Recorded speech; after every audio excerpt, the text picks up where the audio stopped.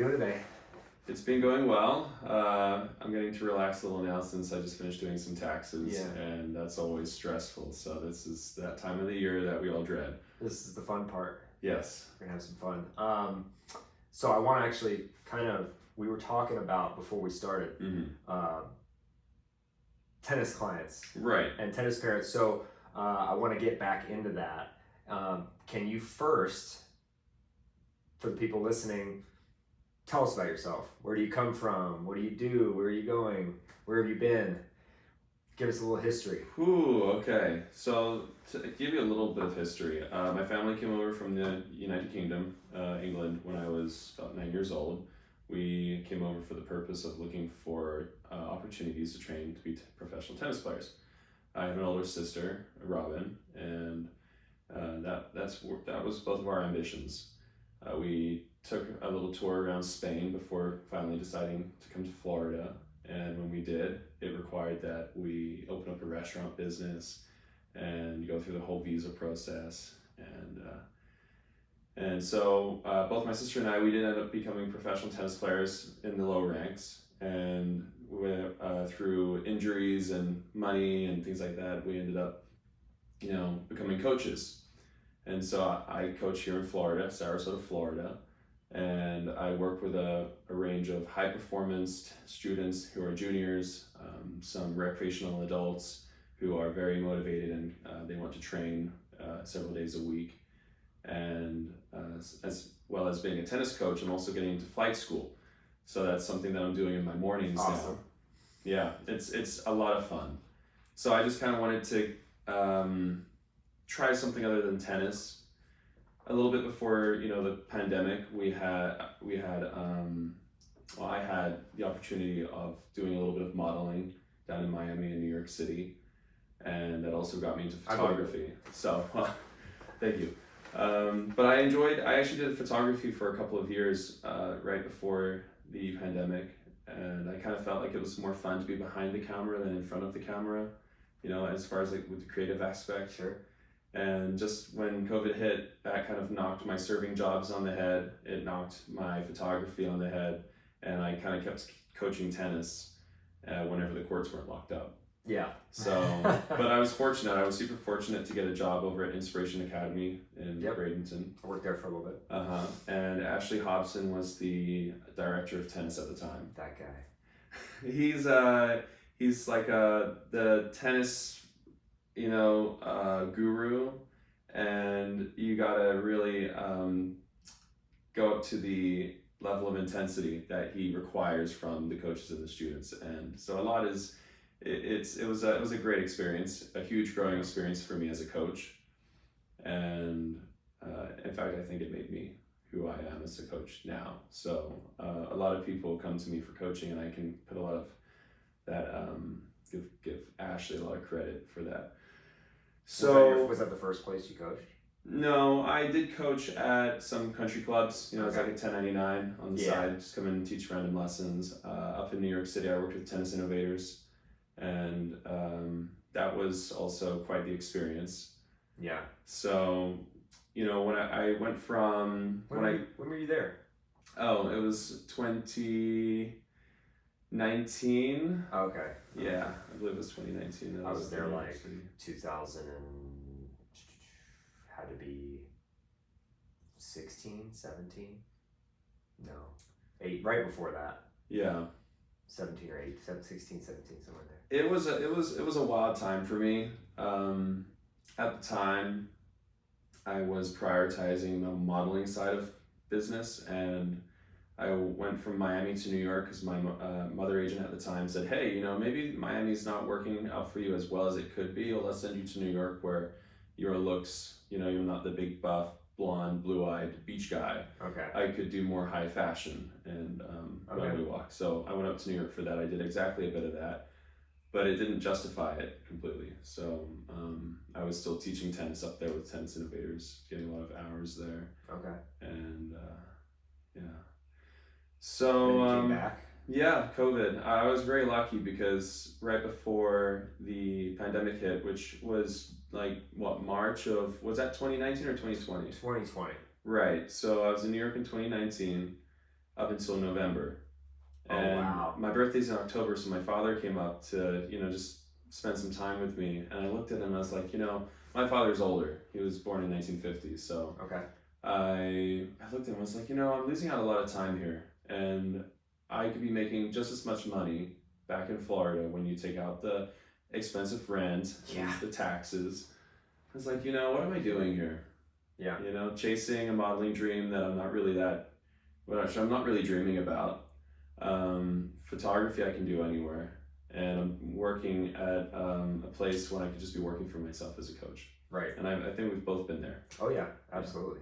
Tennis always brings you back as a funny way, but right, it's a great thing for me. It was always like I had more,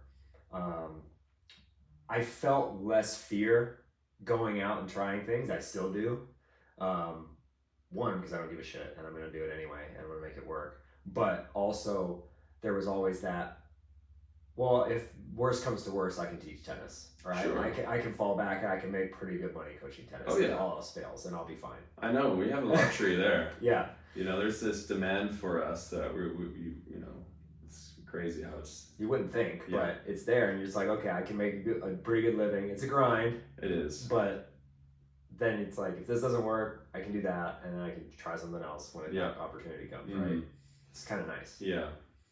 Yeah, there's a lot of different niches in tennis, whether you're teaching adults, there's even people who coach online and they'll just do a lot of, YouTube video analysis and they get a lot of money Right. through that. And that blows my mind. There's a lot of, with that too, though, there's also a lot of people that it's like, have no idea what they're talking about either. Oh, yeah. And you're like, what is the I have clients coming to me like, if they started out by, I was watching this video, I'm like, oh God, Right. don't watch the video, right?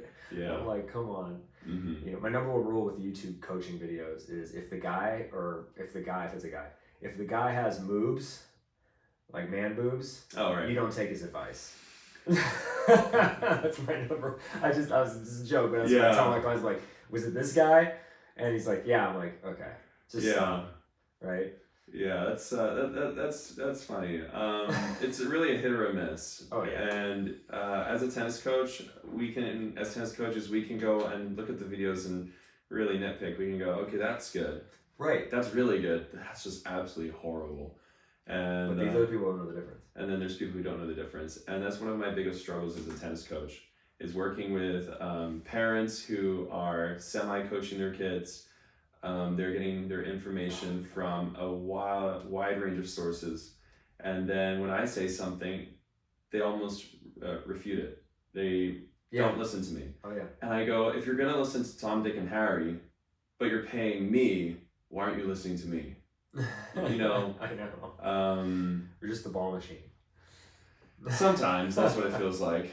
And that's where I go, well, I'm going to charge more than what a ball machine would charge. Right. And then they might, listen to me a little more. Right. So, but that's... it's crazy sometimes. Yeah, there's some good YouTube accounts that I refer to. There was one yesterday I referred to a student where on his forehand, he was moving his head too much. And I said, the quiet eye.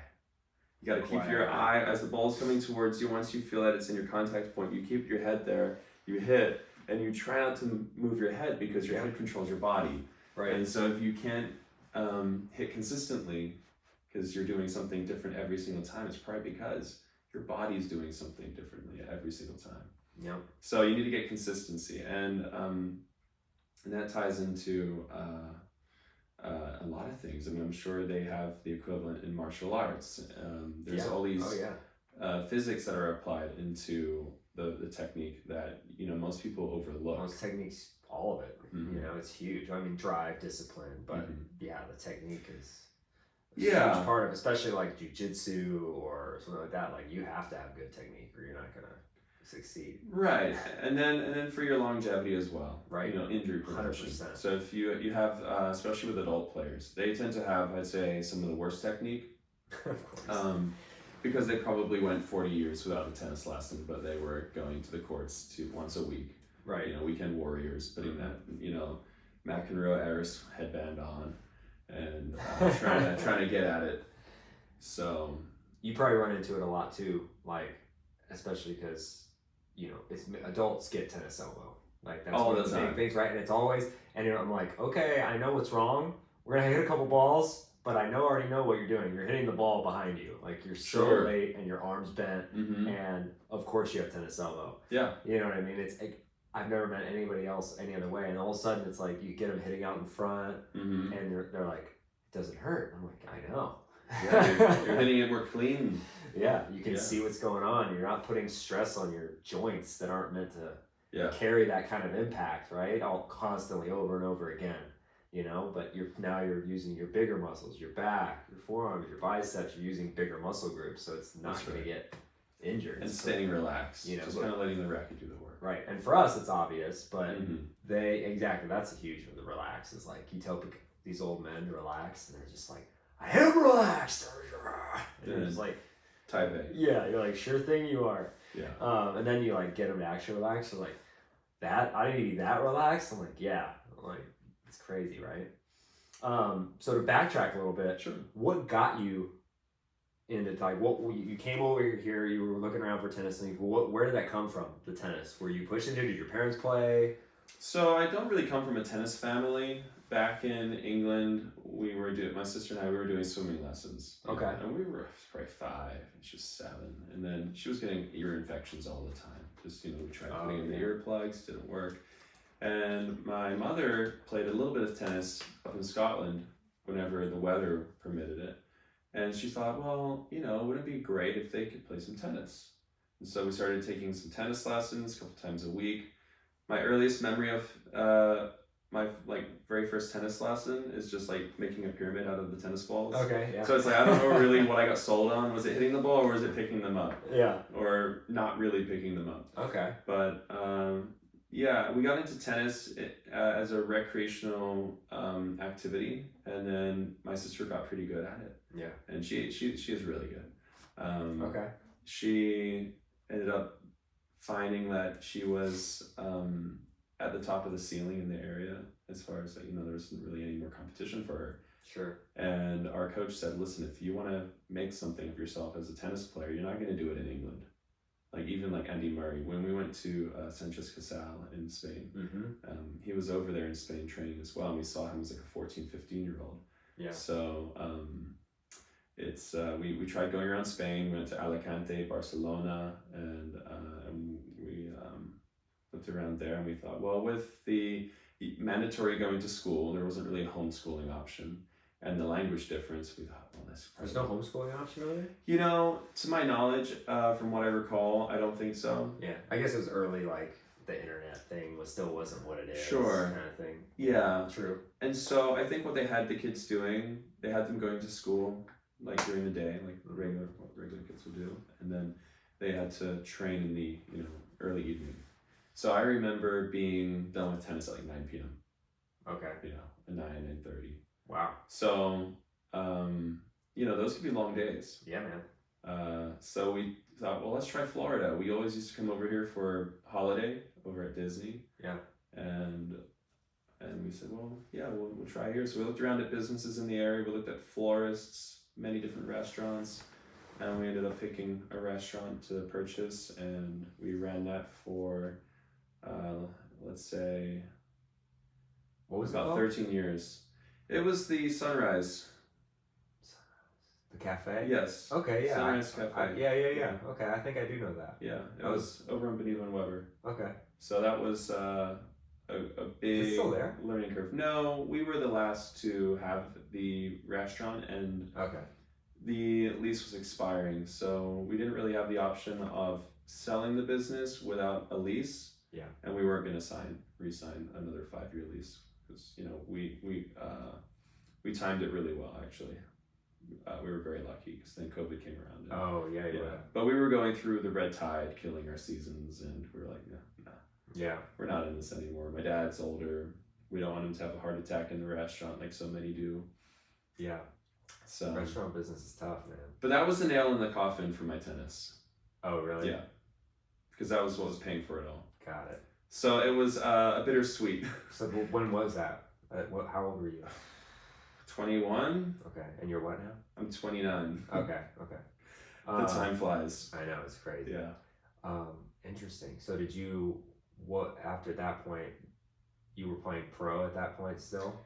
So my last pro tour was in Germany and Morocco, and I was dealing with an injury that I had for 2 to 3 years. And what was that?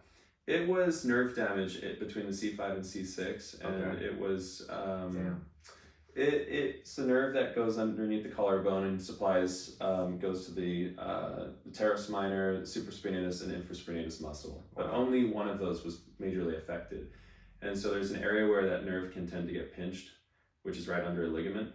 And so, since it was an old injury, even getting an MRI with contrast did not show up much.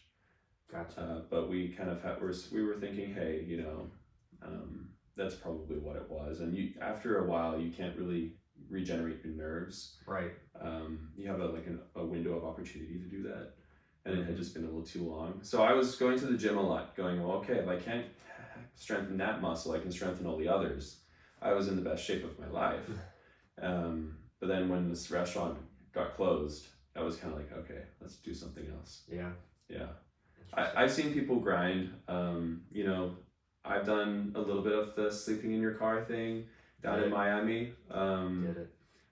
But to do that as a tennis player and still try to perform, and to then have to teach maybe in the summer, save your money up, go travel in your car, try to just get through qualies, it's not worth it. It's a tough life, man. I did it for the last 8 or 9 months that I played pro. Yeah. Same thing. Air mattress in the bed of the truck. Yeah. Shower in locker rooms. Eat McDonald's. Yeah. And you're going, ultimately, at that point ultimately my competition is, if I can make it, is Roger Federer.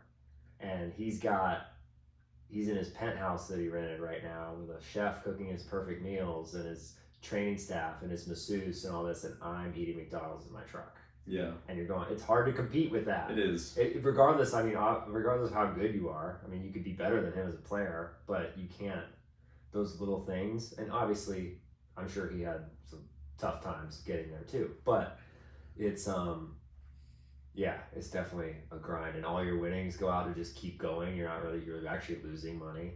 A lot of money. Yeah, a lot of money, man. It's tough. It's so funny how similar our tennis journeys were. Everything you've said to me is identical to exactly what happened in my tennis. Minus injury. It wasn't an injury. It was just that couldn't afford to keep going. Yeah. And if I had 2 or 3 more years, probably could have maybe broken through. But wasn't in the cards. So did you go to college? Did you play in college at all? I did not. Okay. I didn't have an actual green card at the time. Okay. We had business visas, and we were in the green card application process. So I was never sure of where my life was going to take me. And I thought, in my mind, I was so set on tennis that I felt that I'd be settling if I went to college. I thought, well, I could use these years and the money that my family still had at the time to still try to make it pro. And I got to play against all the college players, and they're really good, I'll tell you. College and pro, especially, a lot of the college players were pro players, and they went back. Right, especially D2. People don't realize how freaking good they are. Yeah, that's right. So, but I ended up getting a rank, an ATP point. That was my biggest success, and I go, well, success for everybody is different. Even though my goals were a lot higher, I can say, well, I achieved something. Yeah. So, yeah. Both of you, it's funny, we're close enough in age to where you probably remember, when we were kids, it was if you were going to play pro, and if you were going to go to college, it was you failed at tennis. And it was like you said, you're settling.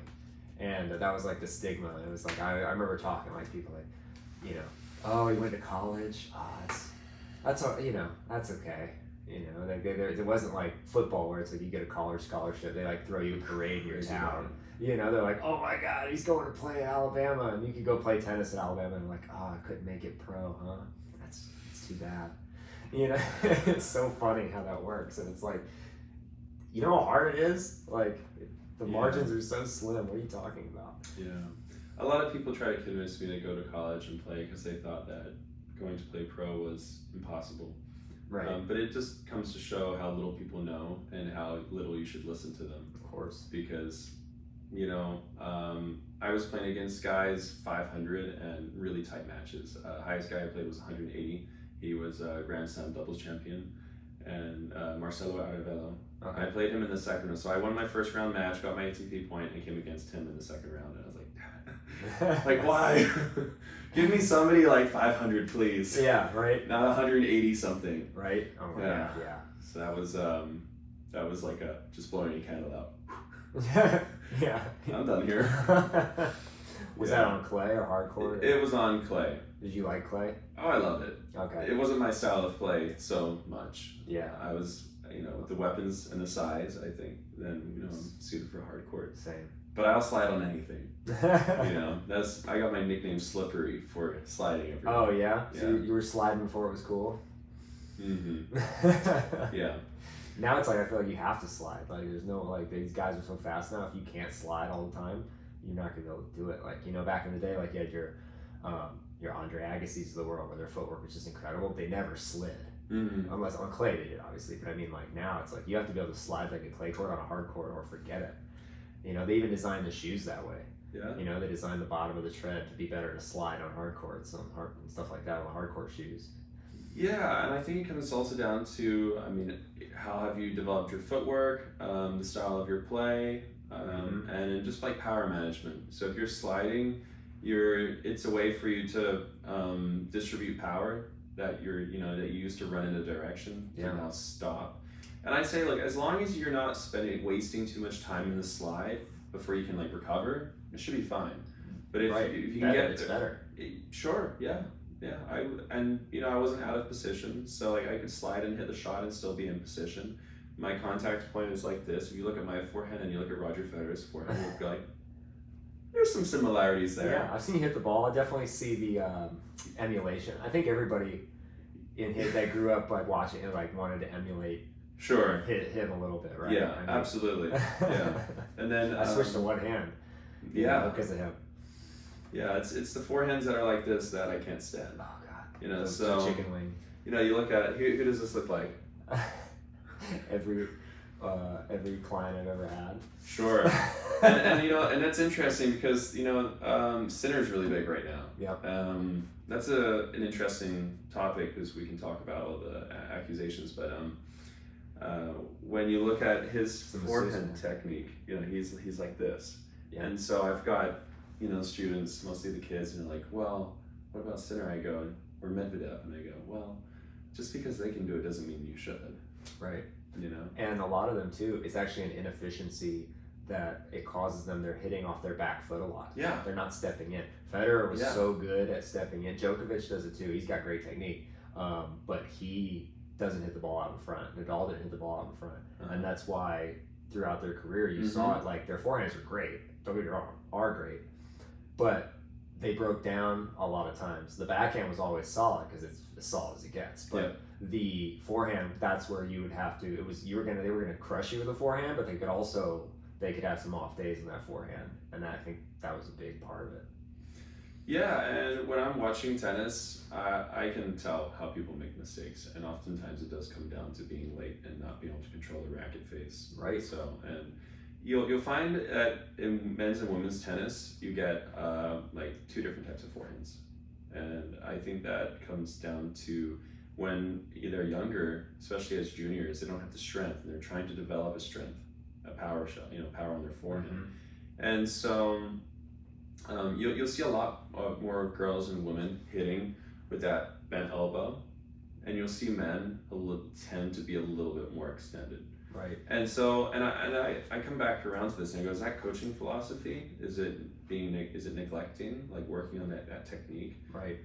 Just because you didn't have the strength as a kid doesn't mean you can't develop that strength. So some people go, well, men are stronger than women. I'll go, well, I've seen some girls who have perfect forehands. I think it's just the way they were coached. Yeah, 100%. So, well, a lot of coaches, like we mentioned earlier, they're really good at certain things, but there's a lot of coaches that don't deep dive into technique, and they're just it's working well, and I know a ton of coaches that do that. This works, so we're gonna build around what works, and we're gonna use that and do what we can. But they still have that Achilles heel. Exactly. And I see on the serve so much. There's so many good players where that they struggle with the serve, especially women. Yeah. It's just like more than half the women in the top 50. I'm like, let me have a half hour with them on the serve, and I will literally change the course of their career. Oh yeah. Like, it's crazy. Bring your ball toss down. Don't have such a huge backswing and hit, and don't, they all collapse. Djokovic, actually, the same thing. He collapses at the waist so hard, and it's like, well, no, he's got a great serve, obviously, but his serve goes on and off. It's not as good as like Federer's serve was in that, because he collapses so bad. He's got like his chest to his knee sometimes on the finish, and you're like, dude, keep your posture up. Like, why did someone not fix this? Do you remember, I'm mentioning that, do you remember Shane Shalkin? You remember that guy? No. Okay, so it was a while back, but like, I remember the highlight probably of his career was in 2002, when Sampras won the US Open for the last time. I called that, by the way. Nobody believed me. That was my guy growing up with Sampras. I was like, I served volley because it's like, that was my guy. And he played him in the semis, I want to say. He played Shane Shalkin in the semis of the US Open. I'm like, what the heck? And that dude was 6'6", okay? 6'6". Should have a huge serve. Great ground strokes. Unbelievable. I think he was he Swedish? I don't know. I don't want to get that wrong. But anyway, he did not bend his knees on the serve at all. Shane Shalkin. At all. They were literally knees locked the entire serve. And he served like 100 miles an hour. Right. And you're like, dude, who let that go for that long? Like, you're in your late 20s and you don't bend your knees and you're 6'6" and your serve is 100 miles an hour. Who let that go? Like, I would be like, no, dude, we're not doing this. Yeah, 100 is really low for all the potential, right? That tall? Like, come on, even back, like, you should be serving at least 120, brother. Yeah, I should have Isner and then Shane. I'll have to pull up the video of it, but it was nuts, like literally locked out. And to try serving with locked out knees, could you imagine? Like, who taught you that? You didn't just learn that, right? Or if you did, we're just doing that. Like, with someone just like, it's fine. Right. You'd expect it from somebody that they're injured and they can't use their legs. Right. You know, you never know. I think, psychologically there could have been something with his past where he had an injury and he stopped using his legs as much. Maybe. And, the coach neglected to put that back into the serve. But how many coaches did he probably have? That, I know. Nobody's brave enough to stand up and potentially lose a player of a certain, stature. Yeah. Just by kind of revealing the truth.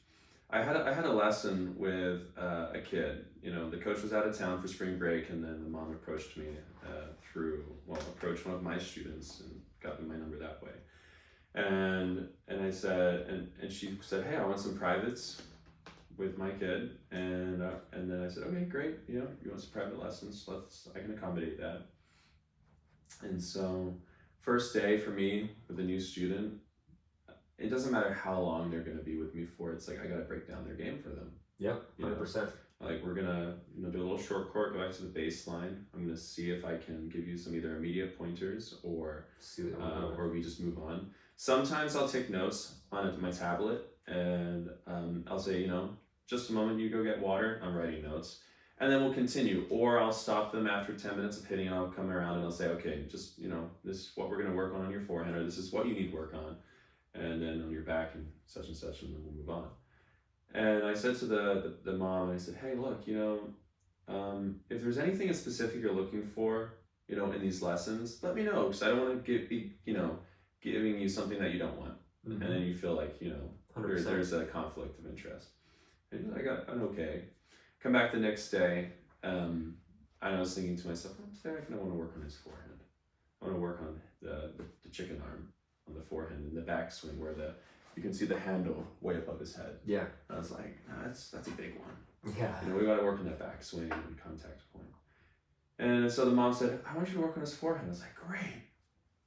Our plan for the lesson lined up. So I did a little short court, and then I said, right, okay, look, you have a really hard time hitting the ball out in front with the extension. And a lot of that is because your backswing is like Tiafoe's backswing, really big. Right. And then it comes in because you're late.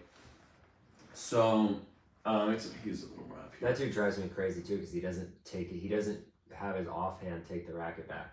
Right. It's totally separated. Which allows you to have that big backswing, but if you use your left hand to take your racket back, and then when it's just time to hit the ball, and you get all that good stuff too, like the automatic shoulder turn. Mhm. Like you're That's right. engaging. You're not opening up. Yeah. I'm like, that's another one. I'm just like, who let that go? Yeah. Right. Which is funny because that kid used to work with his coach. Oh, in really? Maryland. How about that? Anyway. Yeah. So I said, okay, look, I want you to work. We're gonna kind of talk about the contact point and what it feels like to start there and to brush up on the ball. So there's the net, the tape for the net, where I'll put the Topspin Pro there. Okay. And I'll put a ball there and I'll put it against this racket. This is where this is where you should feel your positioning on contact. Now from here, you've done your reactive braking, you brought your left arm in, and you're just gonna finish the swing like that. Yep. So you can start to feel it's a kinesthetic tactile drill where you can feel a contact point, you can feel that rolling motion, 100%. And from there you're gonna finish the swing. And then we'll progress. I teach in progressions. We'll start with something like that where the ball's not moving, or with the Topspin Pro, and then we'll go back to the service line. I'll drop the ball in front of them. He has to start from here. He's not allowed any backswing, and from there he has to just like finish the swing. Yeah. And then we go, okay, flashlight. The racket's down.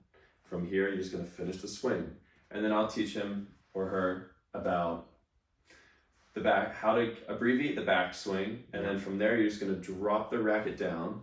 And you'll see this in like Grigor Dimitrov forehand. You'll see that in a lot of forehands where the racket head, it doesn't go back to this. Yep. Where the flashlight is pointing to the side fence. You're actually going to have the tip of the racket pointing the side fence, and then when you go into wrist lag, you see this in Roger's forehand. Right. As he's pulling through, as he starts to pull through, the wrist lag happens because it's the last link in the chain, and then you go flashlight through contact and then finish. Right. And it just emphasizes hitting out in front. Yeah. 100%. Totally. Yeah. It's clean, and then when you have a better control of your contact point, you can control better direction, and it's just crazy. I just think everybody should take lessons before learning to play tennis, because they're not really learning, they're just playing and they're not learning. Well, that's the accessibility of it too, and that's why I think there's so much explosion with like pickleball. Yeah, is because, and I tell people ask me all the time, they're like, what is it about? It's just tennis players, what is it about pickleball? Why is it like? I don't get it. You know what I mean? Tennis players don't get it a lot of the times, and it's because I can go get a paddle and ball right now, and I can go out and have a good time. Yeah, and I can enjoy it. Absolutely. Tennis, you go out and get a racket and balls, you're not gonna have a good time. That's right. You're just not. You got to put time. It's like golf too. You're not gonna have a good time unless you put in some work, take some lessons. I didn't take lessons until I was working until I was director of the club over there. And I never had a golf lesson. I was just working, and my game was terrible. And I was like, athleting it through. Like I was okay, I could make it happen, but it was never great. And then, get in a relationship with some of the pros of the club, and you go down to the range, and hey, you want to come down and just take a look. And 1-2 little things. This one of the pros actually was like, I was like, can I pay you for a lesson? Like I want to take a golf lesson. I just want just one, so you can look at my swing. And he's like, dude, I'll just grab me. I'll just go down there with you. That's so nice. Awesome, right? I'm like, yeah, let's go. So he went down there with me, literally said, okay, turn this hand this way a little bit and think about this instead of that, and now go. And he did it, and I'm like hitting the ball 100 yards further, hitting it completely transformed my game with like one little thing. And you're just like, and it was so obvious once he says it, you're like, oh, that makes sense. And it's just like, it's just crazy. Yeah, so I totally agree. Like you gotta take it. It's one of the sports, you have to invest time in it to enjoy it. You really do. Yeah. And I think that's where it loses a lot of people, especially nowadays. Everybody wants instant gratification. Oh yeah. And they want now, and they want this, and parents too.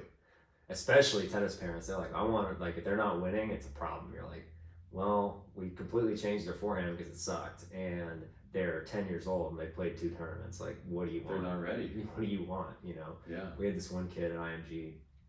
I didn't coach him. My good friend coached him, and but he's in my group. And the dad dropped him off, and it's like, okay, in 4 years we want to win the U.S. Open, and it's like, dude, and it's like, not gonna happen, brother. Talk about setting yourself up for disappointment. Sorry to break it to you, bro. He's 14, and he's terrible. Like he's almost a beginner. Like, no, it's not gonna happen, buddy. And great kid, by the way. Really hard worker. Really wanted to play and did get a lot better. But not. I don't even know if he played pro. But like, yeah, you're like, what are you talking about? You know. So I'm that way with parents right off the bat. If it's kids, I'm like, this is what we're gonna do. This is what we need to work on, and this is the way it needs to be. And we'll work on things you want to do. Like, it's not my way or the highway, but it kind of is. And if they don't like it, it's like you can go somewhere else and waste your time. But absolutely, you know, technique. It sounds like you and me are aligned in that. That technique is just like, if you don't have good technique, you're just putting a ceiling on the potential of what you can do. So get good technique first, and then the rest is limitless. Like the strategy part is easy because you can execute. You're going to execute better. You're going to be able to. There's no like the chicken wing on the forehand, right? It's only going to get so good. Right. It's only going to get so consistent. If we fix these little things, then under pressure, it's not going to break down, and you're going to play better for it. Like, I don't understand. It's very interesting, but people want those results, man, and they want them now. Because it's a lot of money they're putting into it. It is, but there's the process in which, you know, it's great to have money, but money's not everything. You really have to have a great team. Yeah. You have to know what you're looking for. Sure. And you know, at 14, you don't have any time to waste. No. You know, that's almost like too late, and I hate to use that. You got to work hard, man. You do. There are some pros out there who started at 12. I started seriously at 12 because I broke both my legs when I was younger and had to like relearn to walk. Wow. And I just like piddled around with tennis, like little camps. Yeah. When I was a kid and didn't really care.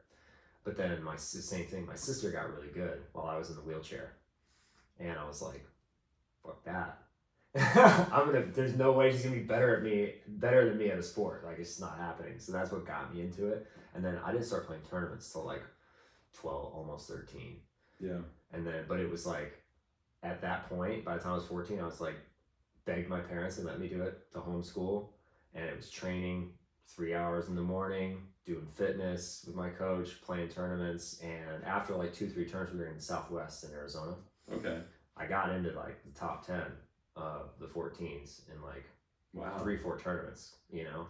And, but then I got to the same point, my coach is like, I can't get you the matches you guys need, because you started late, you need match experience, I can't get it that, and then he sent us down here. Yeah. He's like, you need to go to Ball Terry's. Yeah. And play all kinds of different players, and that's where you're at now. Yeah. And that's when we went down. So much better back then. Oh, yeah. You know. So much better. Yeah.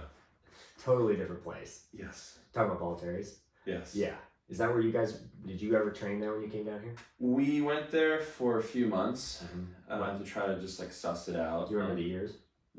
So it probably would have been in 2004. Mm-hmm. Dude, we were there at the same time. That's crazy. Yeah. We had Paul Forsyth. Yeah, Paul's and like Percy. My guy, yeah. Yeah. And Red still running around. Like, he was crazy back then, though. Yeah. And Mark. And everybody left when it changed hands, and I think Paul's still there.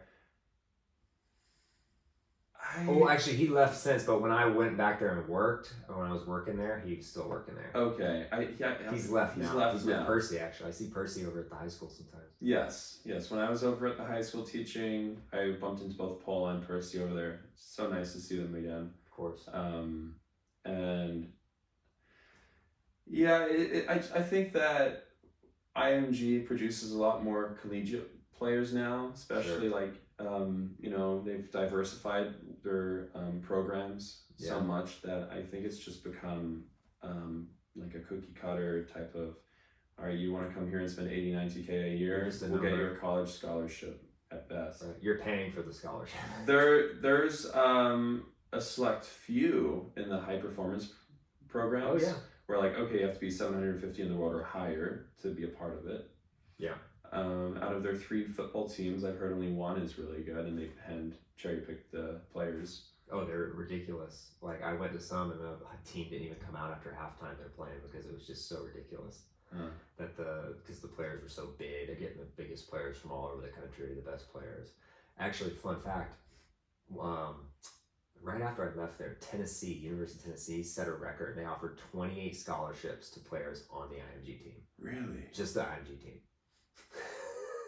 Okay. It's like not even fair. And do you feel that's through connections? Well, it's a private school, so they can recruit from all over the country, whereas like a public school in Sarasota, they can't do that. It's against the rules. So I see. It's not even fair. Yeah, I'm not too knowledgeable about all of that stuff. Yeah, it's crazy. Yeah. Tennis is, not that way. Like any good player's not playing high school tennis, really. That's right. Yeah. I mean, I think at best you would go up to like 8 or 9 UTR, like tops. Right. Exactly. That's about it. And players who are juniors who are very serious playing level 1, 2, 3, and 4s. That they're going to be like at the age of 16 they can be 12, 10 to 11 UTR, and if they are top, they'll be like 12. Did you ever hear of Teo Davidov? Yeah, Mm-hmm. So he was over at Inspiration with his father Karim while I was working there. I was working there, and then they came down from Colorado, and it was a great pleasure getting to work with the father and the son Teo. And he won Eddie Herr as a 12-year-old, and I think he might have been 11 at the time. And then when he was 12, he won the doubles. I think he lost in the singles, like in the final or something. But kind of getting an idea of what level some of the best are at a certain age. He's at like a high 11 UTR right now. He'll be like what, 14? Yeah. So he's not gonna play high school. He's not going to play high school tennis. He just, it's such a waste of time. Absolutely. And if you're playing ITFs, you're playing nationals, like it's not. I had a kid. We started working together when he was 14, and he left when he was 15, and he went from like a 6 to nearly 8 UTR, and he was asking about the high school team. I was like, don't even think about it. Right. You work with me every afternoon, 4 days a week. In the afternoons, you go to your academy in the mornings because you get to use the clay courts, get to hit with other players. That's something that I'll never deny the student is, hey, you need court time. Of course. You can come to your lessons, and we need to have one-on-one, but you need to have the perfect combination of match play, 3 days a week, like 3 matches a week, like minimum. Yeah. And then, individual work for at least like an hour and a half a day. Yep. And then you can do, whether that your match play was included in the time outside of our individual work, but you also need to be doing drills, you need to be working on your conditioning. So yeah, like for some of my players, we had a timetable, and every 30 minutes of their day was booked up. That's great. But I'd give them like an hour to like decompress every day, where they could do what they wanted to do.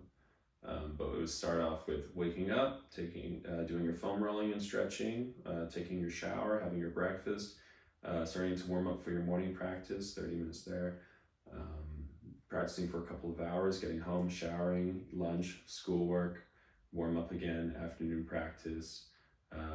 He had a flexologist that I got for him, and then nice.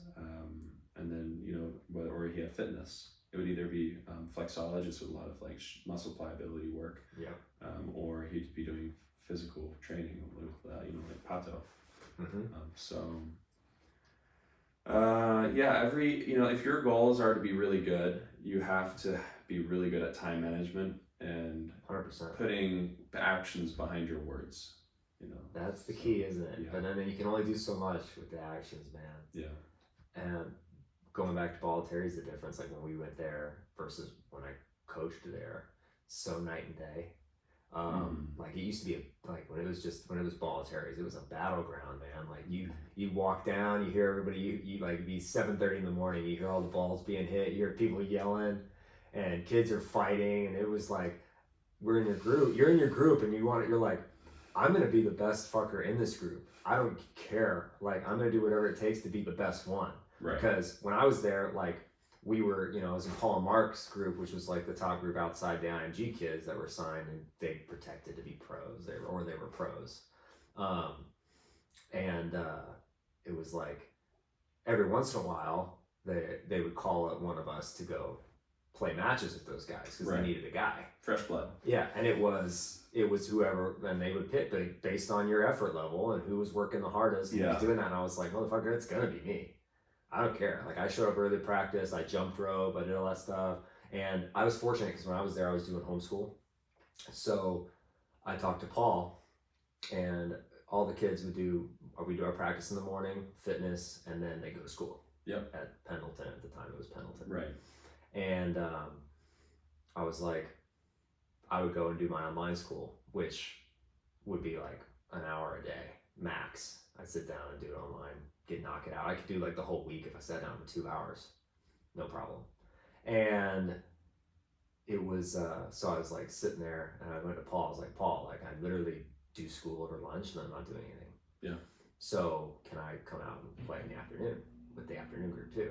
Because that's when we play. They play more matches and stuff like that. And he's like, yeah, as long as you're not causing ruckus, it's fine with me. Totally cool. I was like, awesome, right? He's like, just don't like advertise it, you know? Right. And that's what I'm letting you do that. So I started doing 2-a-days while I was there in the dorms, like morning, fitness, lunch, school, back out, another 3 hours, the second fitness.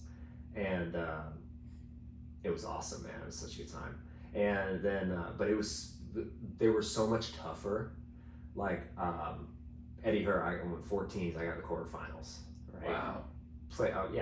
Played great tournament, qualified and got quarterfinals. And I showed up the next day, like the next week to practice after the tournament was over. And I was like, oh yeah, I feel good, you know, whatever. And Paul's like, hey, he's like, quarterfinals, awesome result, passing it back. He goes, go run the lake. I was like, right. I remember they used to make them run around the lake. Oh yeah, they forgot about me a couple of times. They like, go run the lake, because I'd throw my racket or something. Go run the lake, and I'd be like looking at my watch, like, practice is over. Nobody came to get me. So it'd be like, I just run a couple more laps, and it'd be like half hour after practice ended, and I'm like, and I would just like head back, and all the courts were empty, and everybody's, you know, then I'd like go to dinner because they just forgot to run the lake. And then when I'm coaching there, we couldn't make them on the lake anymore. So I kept a not 25-pound plate, but like might have been a 25-pound plate under my basket. And when kids didn't want to work, my whole group it was like, if somebody didn't move, I was really hard on my group. And if somebody didn't move their feet, we all stopped and we all ran suicide. Nice. Oh, Jimmy doesn't want to move. Everybody rackets down. Peer pressure. Yeah, everybody rackets down. Let's run. Everybody run a suicide. Boom. All right, let's try this again. Oh, Julie doesn't want to move her feet. Everybody rackets down. I guess we don't want to play tennis today, right? Yep. And then if it got bad enough, but they would get to the point, I had these girls, and I'd be like, okay, here, take this plate, hold it over your head, run 3 laps around the courts here, and then you can start playing again, because you're not trying, and it's dragging the whole group down right now. Yep. And they go, oh, I'm sick, I have to go to the nurse. And you're like, and you had to let them go. You had to, or you get in trouble, right? And it's just you know what I mean? It's nuts. And when I was there, it was like, I don't give a shit. I remember one time I had this awful cough, and I'm like fighting through. The kids don't want it the same. I was fighting through it, man. Paul literally had to told me, he had to tell me, hey, I couldn't breathe, and I was just coughing up a lung, and I was like, dude, go rest. I'm like, no, I'm fine. He's like, no, you're done. Go rest. You know, the majority, there's probably a few, but the majority, I had kids, the kid would show up late, curb his Ferrari, and walk out and be like, hey, I'm like, dude, what are you doing? Why are you late? I just, hit snooze and didn't get up. Everything can't come so easy. Yeah, you know what I mean? Or the kid, hey, I'm not gonna be here Thursday because I'm taking my dad's got a jet and we're going to, it was the kid that his dad owned Berea, the noodles. Yeah. Or Barillo, whatever it is. Yeah, are we talking is it pasta or? Yeah, the pasta, the blue box that's in every Publix. Mm-hmm. Yeah, that was them. Oh, wow. And so he's like, yeah, we're taking the jet, we're going to UFC, so I'm not going to be here Friday. I'm like, it's not real life, dude. That's the kind of kids that are there now, though. It's it was largely, unless it's the pros, it was largely these parents are loaded and they don't want to deal with their kids because they have their own shit. Yeah. And they're just, take care of my kids. Yeah. Oh, you want to teach tennis? If you want to teach them tennis, whatever. I see. You know what I mean? It's not the same. Yeah, I remember there's a Starbucks right on the corner of 75th and Cortez, and so in between, when I was working in Inspiration, in between our morning and afternoon sessions, I'd go over there and do some studying or something. So I'm just sitting there for coffee every single day. I was watching these IMG players coming in, and I saw Ferraris and Lamborghinis, and I was like, wow. And they're usually foreign, they're Chinese or Russian, and there's a lot of money. So much money, man. So I mean, when you think about it as a business model, IMG is doing great. Yeah, of course. When you look at it as a, you know, some people, they still go there thinking like, oh, I want to be a pro tennis player. Not the right business model for you. Correct. So if you're already a pro, yeah, I tell people this all the time. Like, if you're a pro, yeah, there's no better place to go train. It's the best facilities. If you have your fantastic team, facility. if you have your team of people Yeah. and you need a place to go work, yeah, that's the place. that's what like Kei Nishikori does. Exactly. So people will go, Kei Nishikori goes to IMG. And we're like, well, he uses their facility, but he has his own coach. Right. It's one of my Japanese friends that I used to play on tour with. He used to go hit with Kei. Yeah. So Kei's coach and me actually go way back. Yeah. Yeah. Or his former coach. He was his coach at the time, Dante. I don't know if you know Dante. Dante? Yeah. I've heard of Dante. He was Never met him. funny. We in the Panhandle in Fort Walton Beach. I'd like go to the club, and I met up with him there because I was just going there to practice serves and stuff. And he was there, and he was trying to play pro. He was playing pro at the time, or trying to play. So we'd like play practice sets for money, and that's how I got him. Like, look, we'll play. You get paid if you beat me. Nice. And he always did, but he was really good. And then I get to IMG, and he's working there coaching Kei Nishikori. I'm like, good for you, bro. Yeah. Anyway, Yeah. you were saying. So yeah. I mean, gosh. That's Where do you think the best place to train now would be? Like, if you wanted to go to an academy type thing, is it out there? I mean, I went to Newcomb's junior and senior year of high school. I trained at John Newcomb's. Got invited there to play by Jerry Simmons. He was a former LSU head coach, and that was a whole debacle. He was a drunk, and it was terrible, and it fell apart. But the training there was more like voluntary back in the day. I really enjoyed my time there. A lot of good players. I was playing with like Will Spencer, Ryan Harrison, people like that, and it was really good. And I really loved it there. But it's a place like Voluntaries was, I don't know, do you know? I mean, you know, there's not going to be like the perfect place for everyone. I think True. it's really about each and everyone's individual experience. I say there's a coach out there for everyone. You could have like a coach that used to be a great player and has the name, but doesn't know how to coach. Sure. You could go to an academy where they've got all the resources, but if you're just another number, you're not going to get the full benefit of it. So I can't say that a player should go to any one place and expect a result. That's not going to be smart. Yeah. You know. So what I say to people is, look, you have to do what's best for you. I can give you a general idea of where to go. I think for this area, like just having worked with Ashley, for example, That's definitely not for everyone. It's right, and exactly, and in a way that's a good thing, because if it does work for you, then you're gonna have a great experience. But if it's not for you, then there's tons of other places that will be for you. Right. But I would say, like, I wish I had had someone like Ashley as a coach when I was growing up. There were 2 or 3 years where I didn't have a coach. Money was tight, recession. Mm-hmm. The coaches that were decent in their area were prioritizing other students that had more money. Sure. So, yeah, you really have to just find a person or a place, a coach or a place that's as equally invested into you as you are into them. Yeah. And then you know, you can go someplace. You look at, you know, Rafa Nadal, and he had Tony Nadal. You know, I mean, Right. That's family there. So their loyalty to each other was strong. How great was his, you know, tennis advice? Probably had its limitations. Yeah. You could go to Rick Macey, Apparently not. right? you could go to Rick Macey. And, Yeah, Rick's a good guy. yeah, but if you're going for the name, you're probably going to fall short of your expectations. Yeah. Maybe the coaches that are there might also offer great advice, but you're paying for the name, but you're not getting the let's say what you were expecting. Attention, yeah, or the you could go to Rafael Nadal Academy. You could go to Sanchez Casal in Naples. Doesn't mean you're going to get the same experience that you'd get in Spain, or it doesn't mean that you're going to go and be the next. Right. Academies are really good at producing academy players. Period. How would you define an academy player? Somebody that can get to let's say,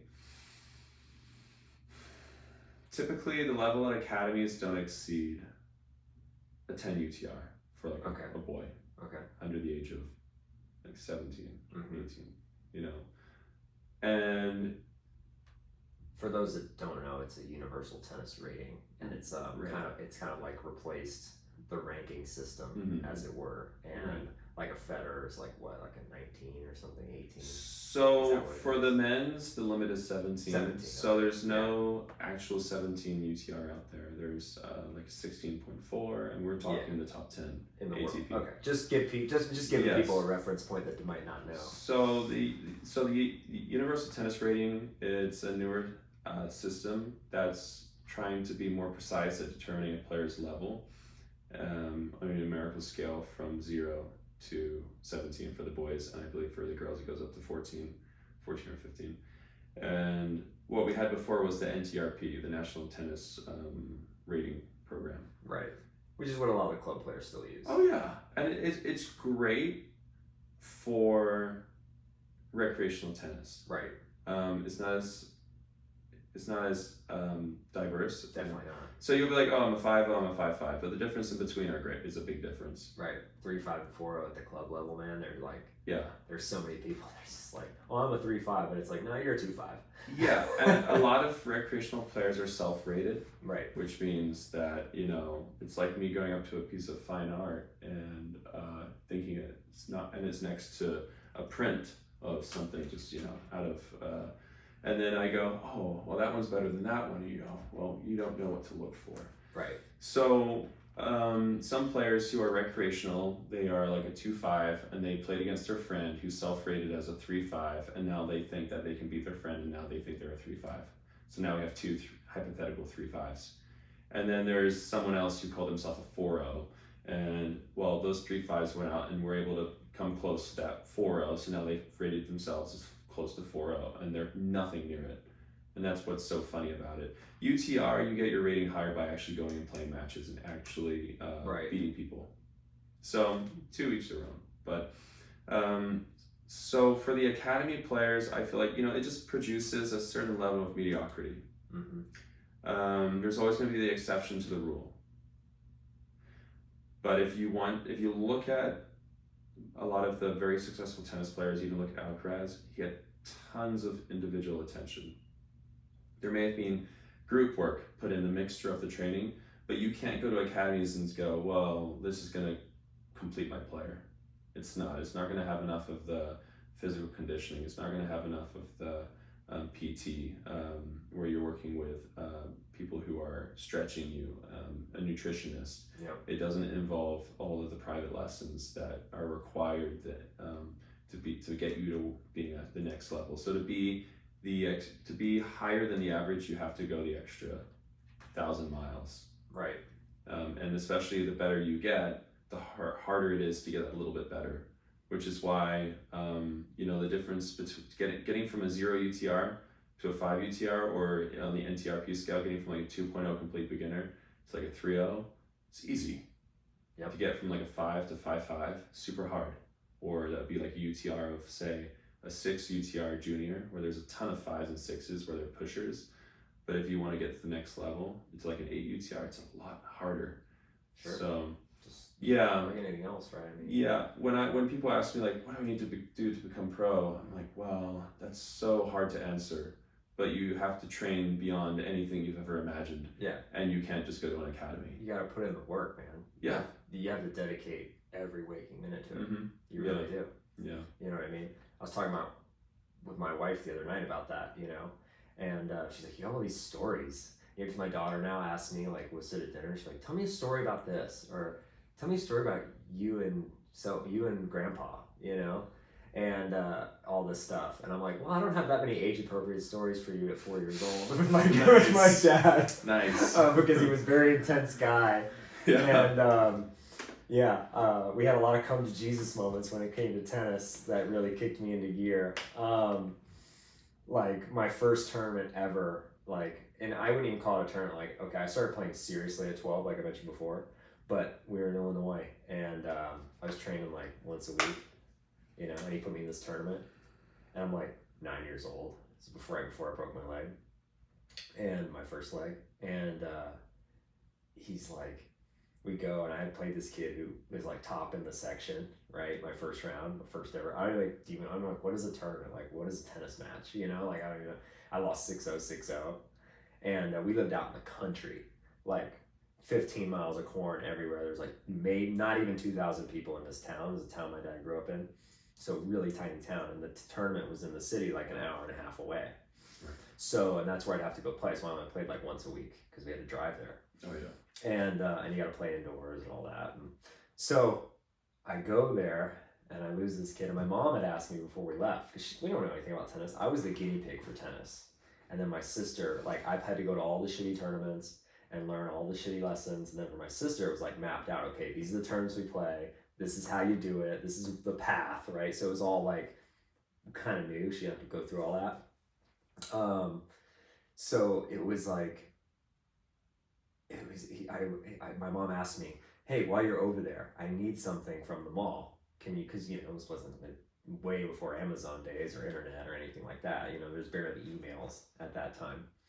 And I need this from the mall. So after your match, can you ask your dad to stop and get it for me? To this day, I don't know why she had me ask and she didn't just tell him. So I lose 6-0, 6-0. And my dad is like basketball player, very good basketball player, very intense guy. Like, you need to give 100% all the time at what you're doing. And like, big Larry Bird fan, like all this, like, you like refuse to lose, like you would rather die than lose, like super competitive. Like, I can't even stress it enough. And I lose. We're in the car. And I go, hey, can we go to the mall? I'm not. Oh man. We pulled over and we had this come to Jesus, man. I thought he was gonna rip the steering wheel off the car, off the truck. Like, he was like, I'll never forget the tongue lashing that he gave me for that, like, blah blah. And yeah, that was a huge thing. And I was like, I don't know if I want to do tennis after anymore. This is not cool. Right? You know? Because they didn't understand tennis. Like, my dad, for my brother, was awesome at basketball. Like, he got voted MVP for the state of Florida in high school. And I think he had a really bad ankle injury, so he couldn't, and he didn't want to, and he just hated school and didn't want to go to college, so he didn't really play after high school. But my dad would go, like, got kicked out of his basketball games for, like, he was like, by the end of the game, like, yelling at the refs, like on the court yelling at refs, like, wow. Super intense, right? So that's not how it works in tennis, as you know, right? It's not that way. It's not allowed. It's not that way. So, you know, I was always the one. It's a lot of pressure, is my point, that these kids go with too. And I think that's something that, like, there's so much pressure, maybe that's not with other sports. And it doesn't necessarily all come from the parents, because you knew how much money and sacrifice is going into you playing tennis. Your parents are sacrificing so much. Moving around the world. Yeah, doing all this stuff. Like, my mom and dad were hardly ever together, because my mom was going to those tournaments and he's working. Right. And, like, it's like a huge sacrifice, and you know, and you need to win to validate what they're doing. It is a lot. You know what I mean? And there's so much money being put into it, and it's like, there's a huge weight for kids, especially young kids, to deal with that. Mm-hmm. And I don't think that gets addressed enough. And where it's like, you know, but then you hear the people that are successful with it, and I look back and it's like, I wish I had, and you don't have the balls when you're 14 to say, stay the fuck out of my tennis and just let me handle it and everything will be fine, right? Like, I want you to just fund it and sacrifice everything, but don't say a fucking word, because do you think I want to go out there and lose? You know what I mean? Yeah. I don't know how your parents were, but my parents were like that. Like, you know, you lose a match and it was like a week of just how awful, you know, and how what a waste it all is. And you're just like, but it was like, you think I want to go lose? I'm literally training 6 hours a day right now. I'm putting in and doing. I'm the fittest person out there, and I'm literally giving everything I have because I want to be a pro. I went from nothing at 12 years old to top 150 in the world ITF by the time I was 17. Like, fuck off. I'm doing like there could be a lot worse, you know, but you can't say that when you're a kid. You can't. You don't have the balls to say it, but looking back, you're like, you know, like Federer's parents, they're like, oh, he didn't even watch matches. Sampras's parents like didn't even watch matches, and I think there's something to that. Like there was never. They always talk about there was never pressure. I don't know how true it is, but they always say there was never a huge pressure of anything. And do you think my long-winded question? Do you think that contributes to more success, where the parents are not as in it, as opposed to parents that are right there in it? Yeah, I'd say that's definitely on an individual basis. Yeah. But I would say that when there's an unhealthy amount of pressure, it always has a negative effect. 100%. So some people thrive under pressure, but it's usually pressure that comes from the heat of the moment. Mm-hmm. You know, that's the nerves. Good kind. That's the nerves, good kind, right? Yeah. But pressure that's applied through that soccer mom, you know, the parent that's being overbearing, fear-based pressure. Fear-based pressure, yeah, that's never gonna come out with you being on top. In my own experience, my parents never pushed that hard. They always reminded me just that if it wasn't something I wanted to do, just let them know sooner than later because, yeah, it's expensive. I remember playing matches and playing well and still losing and then being like, hey, you played really well and we're proud of you. And that was honestly such a great thing to hear. And now when I look at as a coach, I see how some parents can be with their kids, even in practice sessions, because I've definitely had some groups of my own where I have 3 or 4 higher performance kids. I mean, we're looking 6 to 8 UTR. Yeah. But it's still a higher performance group, and the parents will be on the side of the fence, just not leaving them alone. I've had kids break down, and I have to go to the parent and say, listen, I need you to leave. If you're gonna trust me to be your coach, I need you to just let me do my job and that's good, man. And back away because you can see that she's crying. Yeah, so I'd say that it leaves more room for the player to operate when there's not too much outside pressure. Right. You're putting pressure on yourself. Like, yeah. 1,000%. You're putting all that work. Like, you want to win. Gosh, having a restaurant, my parents were working in the restaurant business, and I kind of saw how much it cost them with their physical, mental health, and financial health. And so every time I went on the road, it was just like money. So I started doing like hostels and couch surfing and things like that. Yep. When I was on the road. In the very beginning, when I was like 16, 17, starting to play some futures in the US, getting my ass kicked. The US ones are tough, man. I did not get to play much for juniors. I was stuck in the restaurant business, Oh, you like worked the restaurant? So, it was all hands on deck. Mm-hmm. But, like a Bob's Burgers situation? Going through the recession and all that left that, we all had to kind of muck in. And I can say that there was definitely some restaurant experience acquired. Yeah. But it also made me a lot tougher as a person and with a lot more life experience where I knew how to manage a business and do certain things. Sure. So, but yeah, it reminded me that whenever I was on the road, I wasn't able to be one of the hands on deck, and that I was actually more of like the cost of the reason why they're doing everything that they're doing. So that was a different type of pressure, right? That's it's almost a self-inflicted pressure. Mhm. And that's one of the reasons why my sister couldn't keep playing. She just couldn't mentally handle how much pressure she had on her because of that. Me, I tried to be more selfish, which I think if you want to be really good, you have to be selfish. Oh, yeah. Be kind, be sportsmanlike, but be selfish. Know when it's time to work and when it's time to like feel. Yep. Sure. So I was able to use that as more of a motivational tool. And I think that when you have that outside form of pressure, it's not motivating. Right. It pulls you down. So if you can find a way to turn pressure, that's more like pressure you put on yourself, into like a motivational tool, great. Inspirational, motivational, whatever. Like, oh, I don't want to get out of bed, but like I got to do it because, this is already, costing so much. So what is it to get out of bed? Yeah. Really. Yeah. And that's also where you look at kids who have all the money, like at IMG, and they have no motivation because there's no pressure to do anything. Yep. Yeah. But there's a balance to it, right? But I think if the pressure's coming from you and your parents never, I'm sure, like talk to you about that, or I mean, to the point of like putting the pressure on you. You put it on yourself, knowing the situation. Right. Is that what I'm getting? Yeah. So with that, right, that's you. It's coming from you. You're putting pressure on yourself, which I think is healthy, which I think is good. And I think if you're not putting pressure on yourself, then you don't care enough. That's right. Right?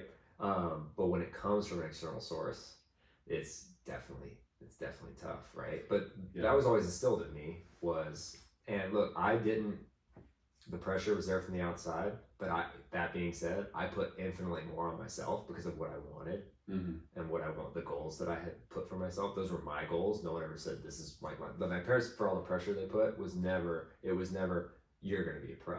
I see. You're going to do this. I said I wanted to be. Yeah. And then from that, the investment and the pressure mounted, and it's like pushing me to do more, right? Like my dad was just always like, when he called me, there were so many times I didn't answer the phone because I knew what it was going to be. And it was like every day without fail. And if I didn't answer, you leave a voicemail. It was, you can do this. You're going to do this. Or did you go practice your serve today? Right? What are you doing right now? I'm playing PS2, right? Did you practice your serve today? There's a kid in South America practicing his serve right now. Like that kind of thing. Like outwork everybody type thing. And that really got instilled in me, but that's a good thing.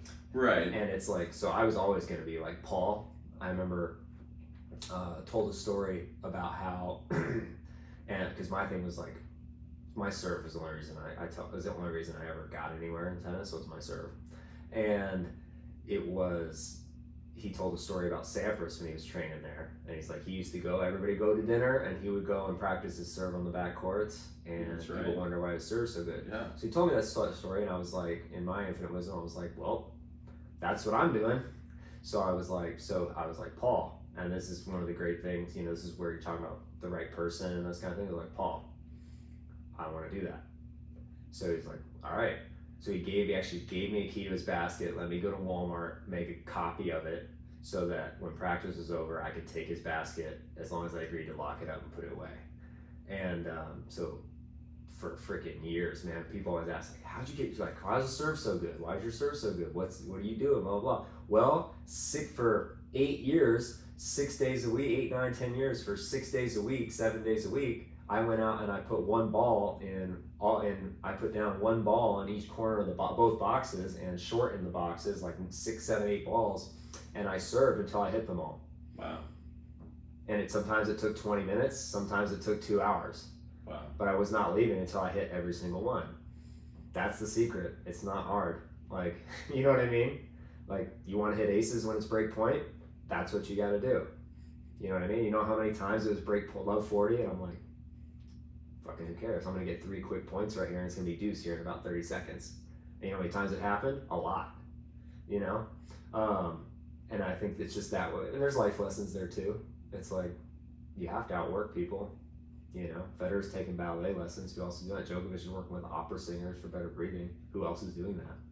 If you're not doing it, you don't want it bad enough. They're being creative. You know what I mean? Yeah. Like they're finding, and that goes back to what you said earlier about finding little edges. And I think that's one of the most rewarding things I have to remind. Even like I have a couple adults that are pretty high performers, and they're real motivated people, and they want to get better. I had a guy that was probably a 4.0 when I started working with him. This decent 4.0 club guy, 60 years old, but in good shape, like good athlete, and he wanted to get better. Like he's dedicated to getting better. I still work with him now, and now he's probably a solid 5.5, like really good player. It's a big improvement. Yeah, and he doesn't think he is that, but I'm like, look what we worked like.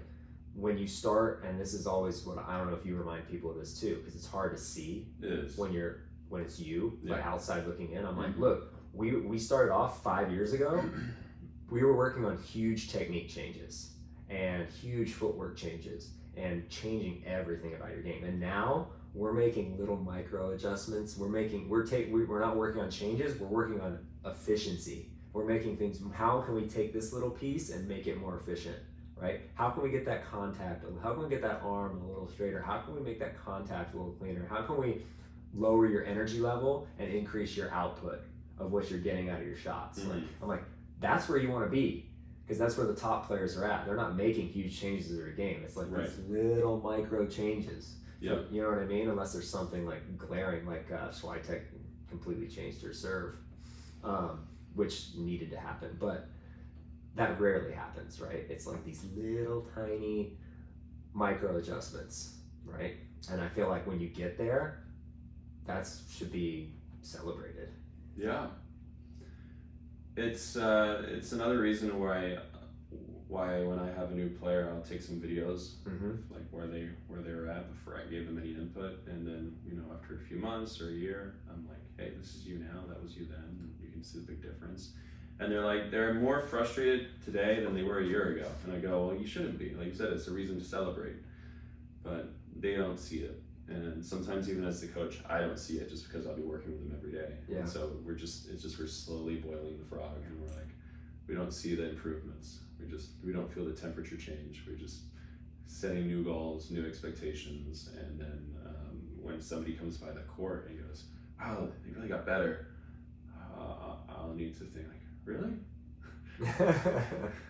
I mean, I know they did, but that much better? Mm-hmm.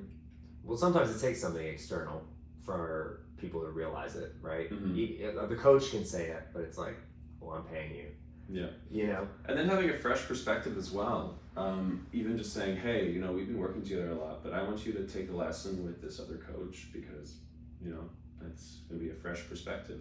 It's never meaning that the coach can't do his job. It's just sometimes you need an outside eye to look in and go like, oh, by the way, have you been neglecting the fact that they don't cross over on the recovery and they just shuffle all the time?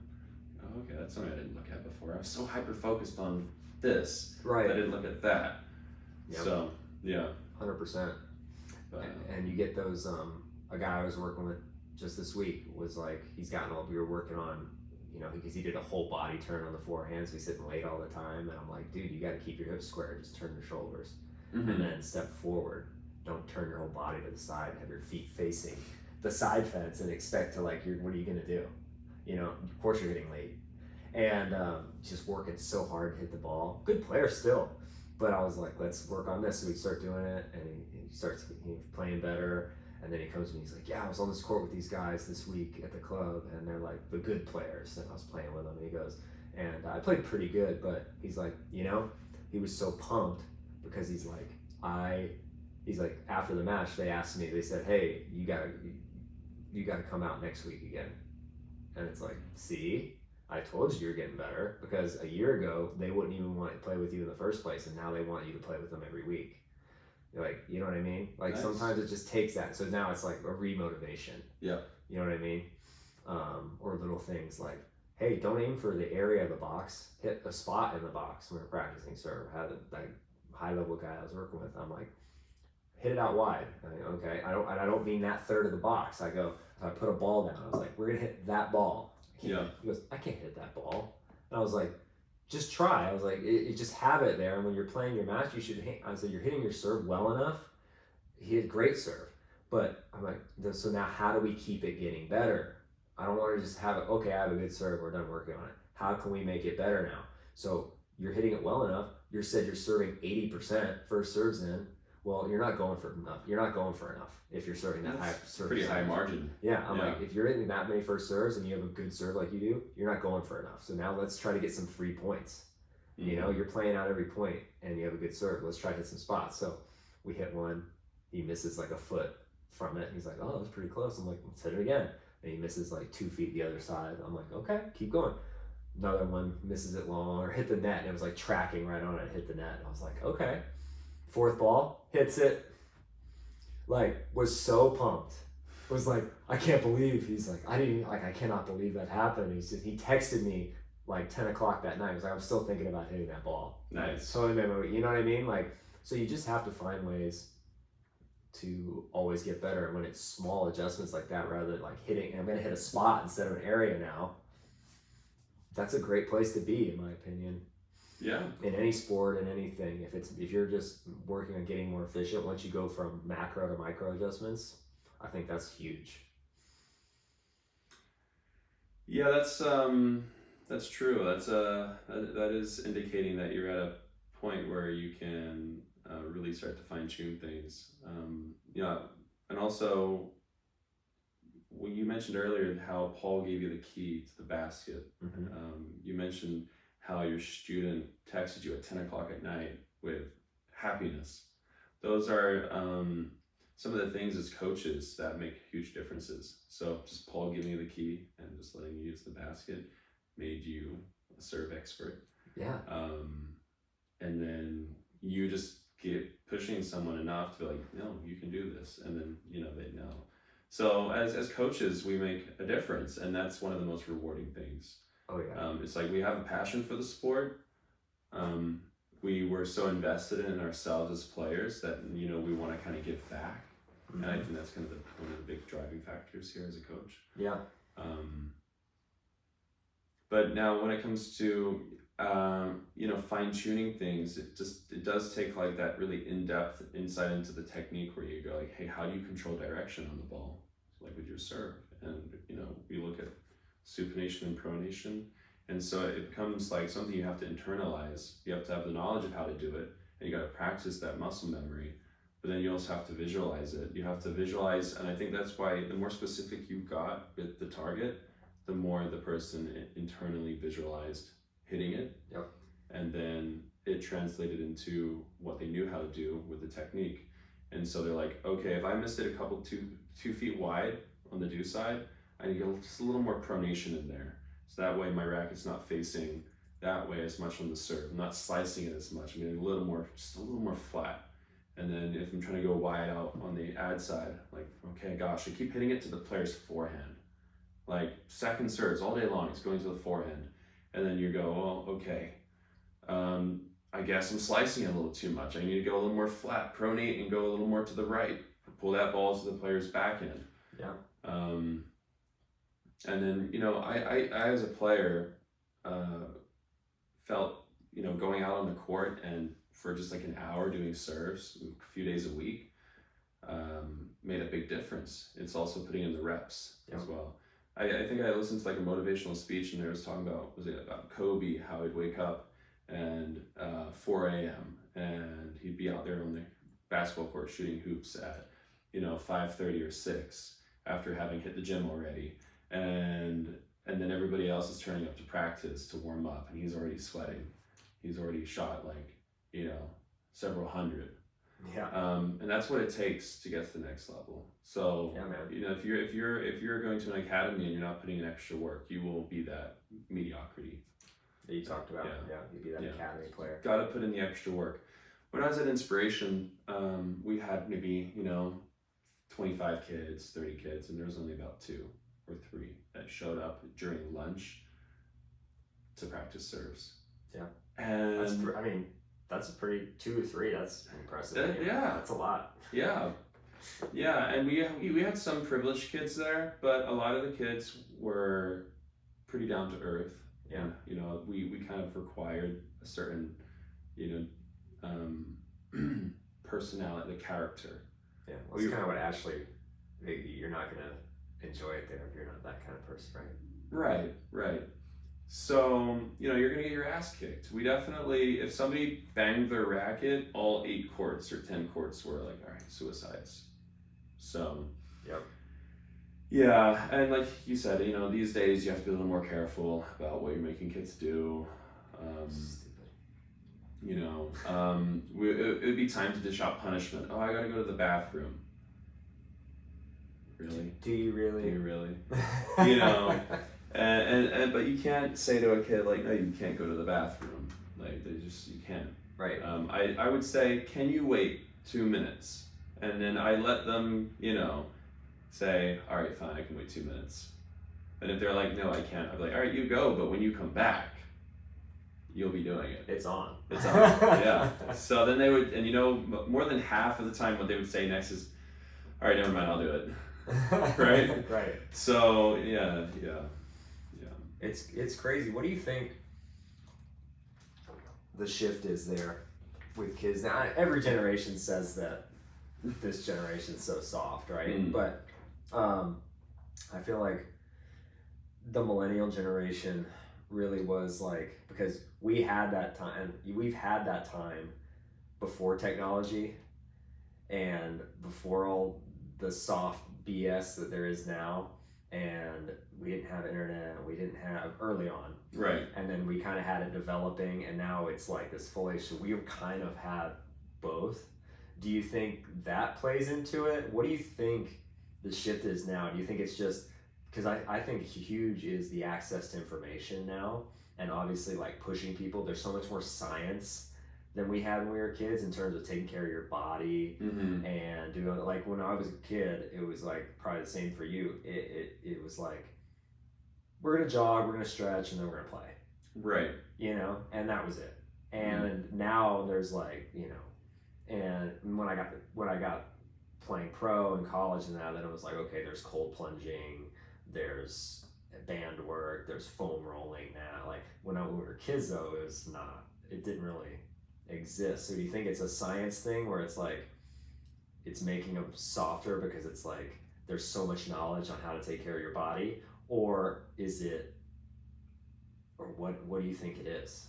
I think it's culture. Yeah. So the reason why we see perhaps less kids going as far with like exceeding that level of mediocrity is because we're in a culture of comfort, and nobody likes to be uncomfortable. Right. And there's so many ways now to stay comfortable. How many teenagers do not have an Instagram, a TikTok? Only ones that try to kill the president don't have any Right. apparently. So, you know, one of the things I heard, Ashley would talk about, I think it's the 5 distractions. Okay.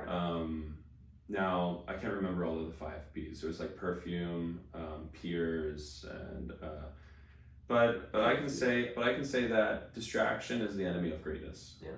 Right? I agree. I think that might be one of the things he said too. And if you're distracted from your goal, you're going to not achieve any great level of anything except being distracted. So today there's more ways that we can be distracted. For sure, that Game Boy Advanced or Game Boy Color when I was a kid was distracting. Sure. For sure, playing a few PC games,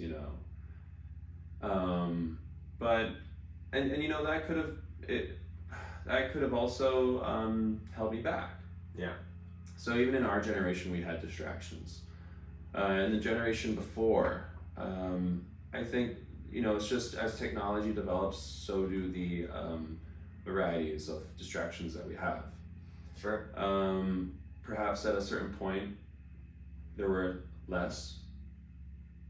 But yeah, in today's world, we do have just limitless forms of distractions. Right. And so your question was, you asked me about Can you rephrase your question again? Yeah, I was just saying, like, what do you think the shift is? Because I mean, I feel like now, like when like pushing kids, or how much you could push them, and like we used to run the lake and carry plates over our head and do Right. burpees and do all this stuff, and now it's like you can't do that anymore, and you can't push these kids. So I think some of it is knowledge, like we're more aware how to take care of the body. There's a lot more technology behind it and science behind things you need to do to care for the body, and if you do that right, you're going to reach a high, like we have more scientific ways to reach higher performance, whereas before it was like it's still this, put in the work, and that's the only way, is you have to outwork everybody, which you still do, but I feel like that there are ways to elevate your level that don't require as much push because of science. But I also agree with what you're saying, as it's a culture thing, and we had Game Boy in that, but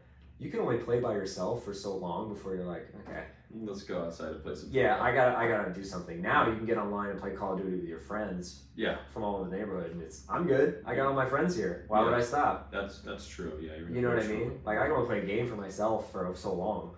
Yeah. So my question was, what do you think? What do you think is the biggest cause of that shift? And I think you answered it, but that shift in, I mean, I feel like the kids are so much softer now. They are. You know, and because there's the mental health stuff too. It's such a thing now. It's not like too bad, deal with it. You know what I mean? Yeah, there's a fine balance, I think, where it's, protecting like your physical and mental health by not pushing too hard, but also maintaining a certain level of integrity and effort that you still get to where you were trying to go. Now, if this generation, let's say our parents, if they were not as hard as their parents, then they're going to raise us to be softer. Right. And then what we're doing is we're seeing that our generation, we're having kids, and if we were soft, and we always tend to parent in the model of how we were raised.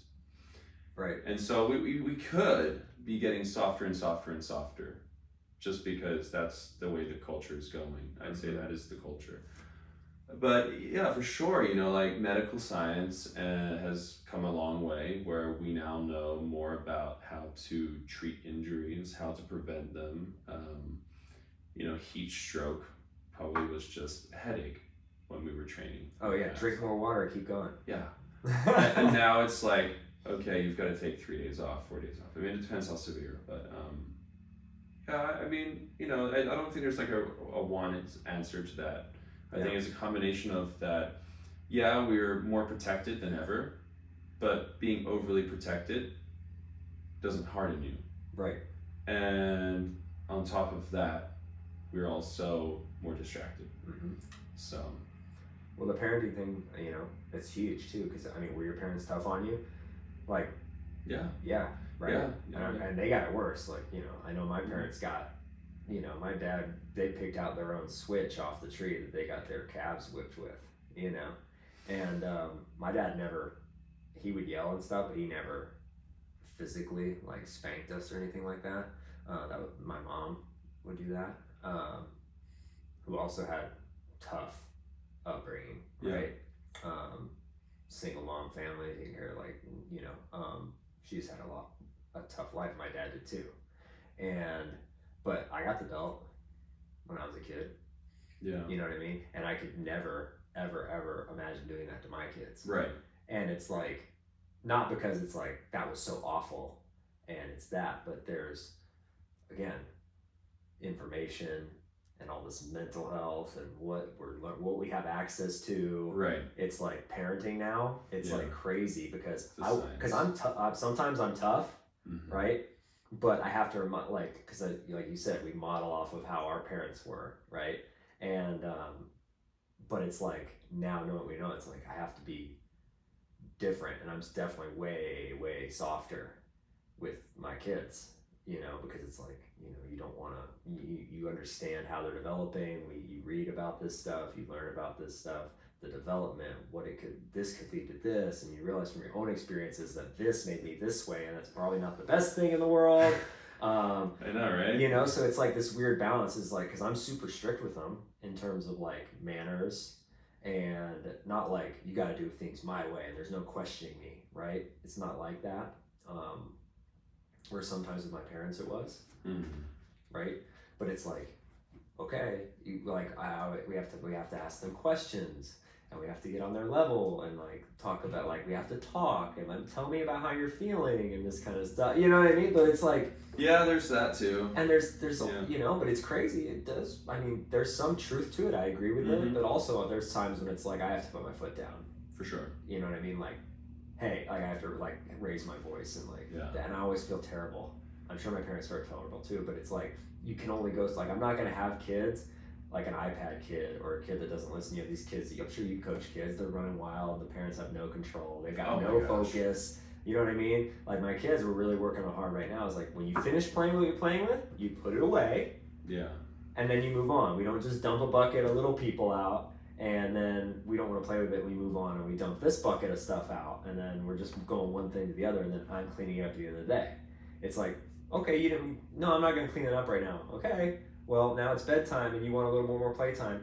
Too bad, we have to clean up before you go to bed. That's right. Because that's the way it is. Too many parents try to be their friends, and then before you know it, the kids are ruling the house. Right. And then you have,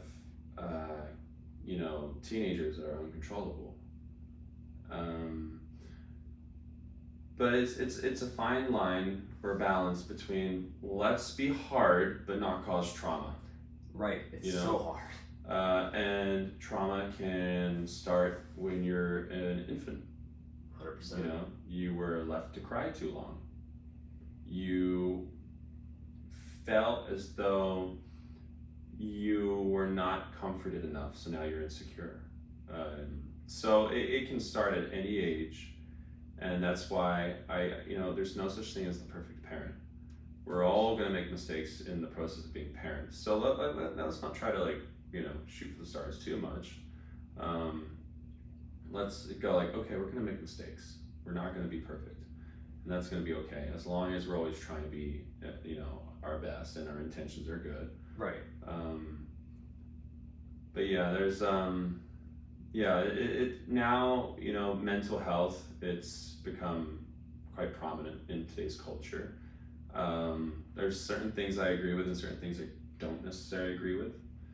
And sometimes I think by trying to protect the mental health, they give too much away when it comes to control and how to parent.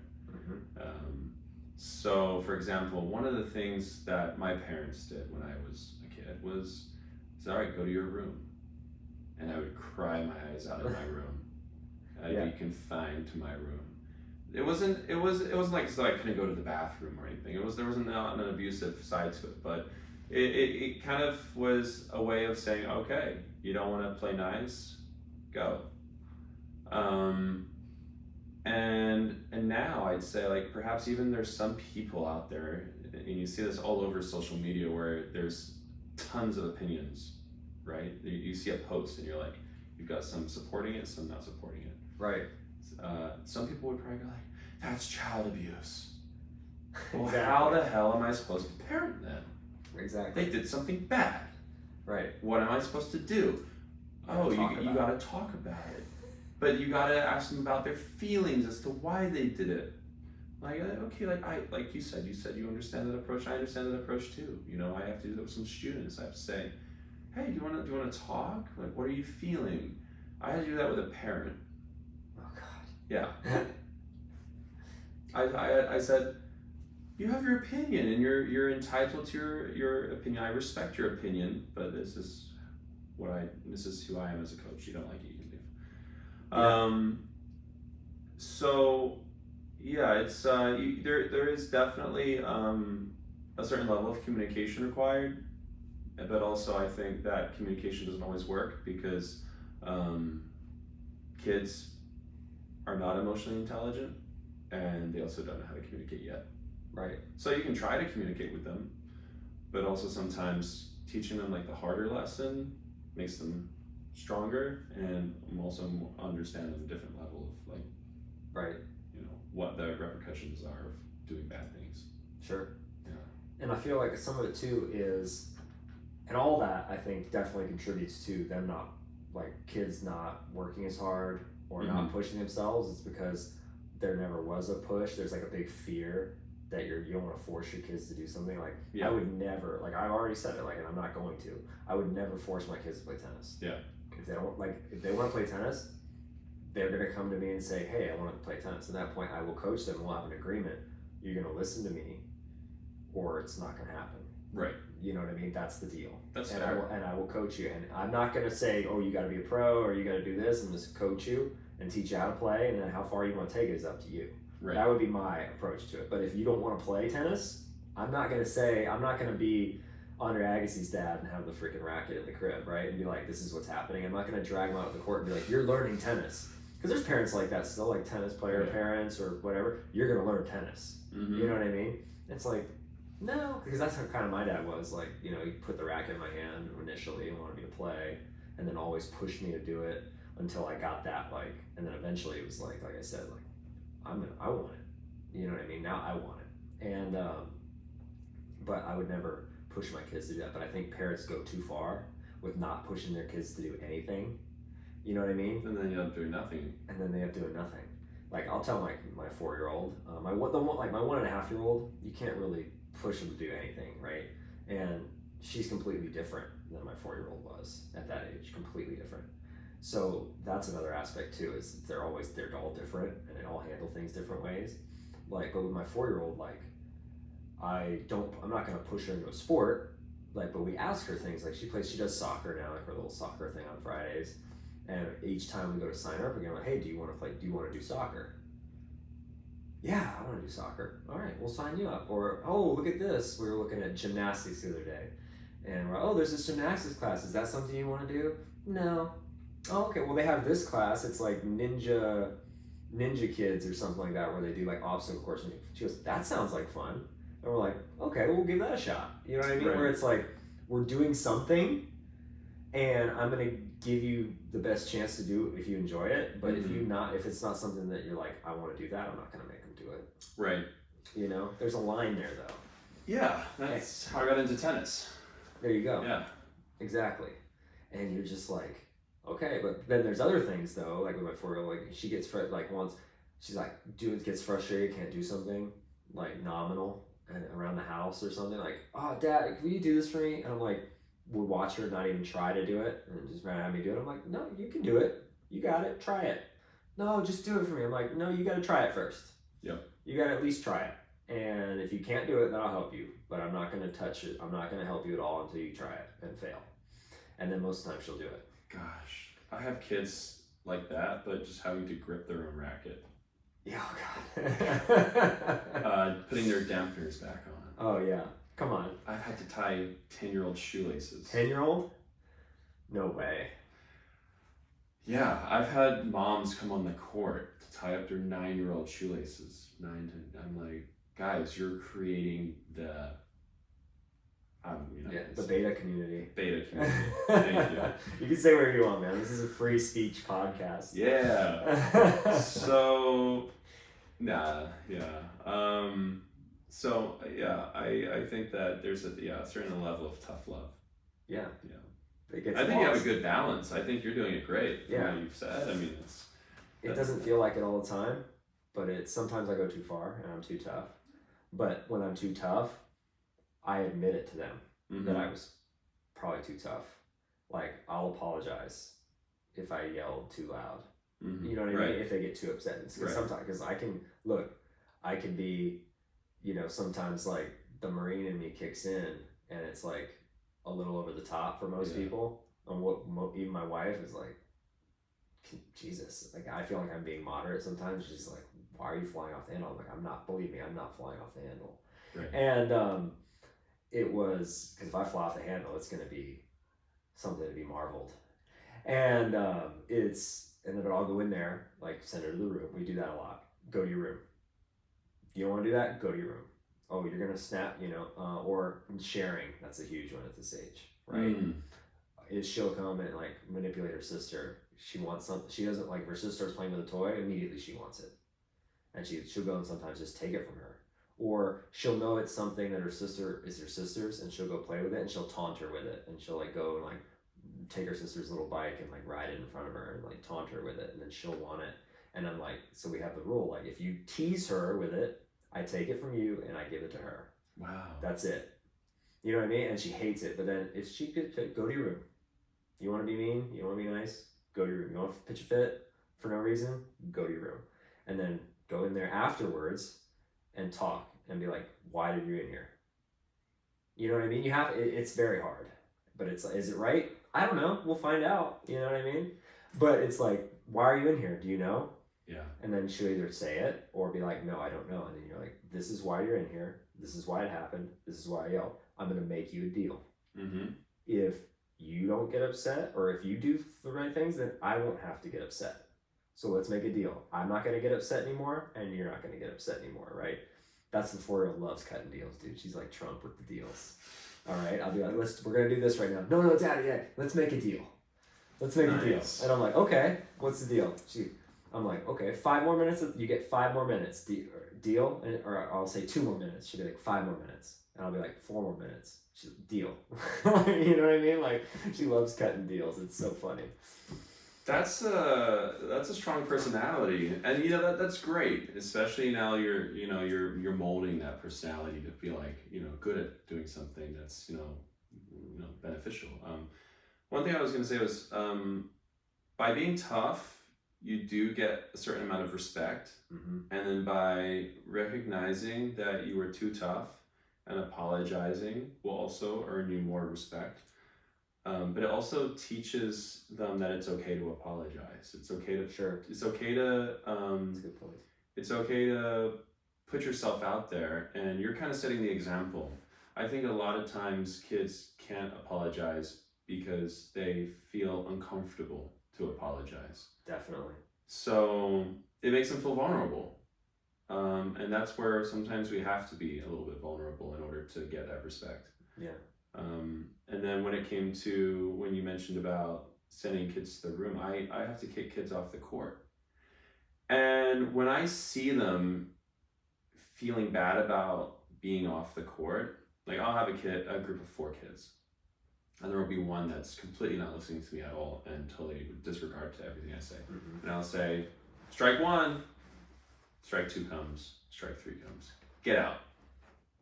Okay. And he just looks at me like, look, what did I do? I'm like, I can tell you're talking about a specific kid right now. So yeah, and this will happen like several lessons in a row, and I'll tell him to get off the court, and I'll be like, "You're done for the whole lesson. Get out." What do the parents do? Nothing. We talked about. I think we touched on that, but the parents are not parenting. I am the parent. I'm being paid to be a coach, but I'm still developing their character. That's part of it. Yeah.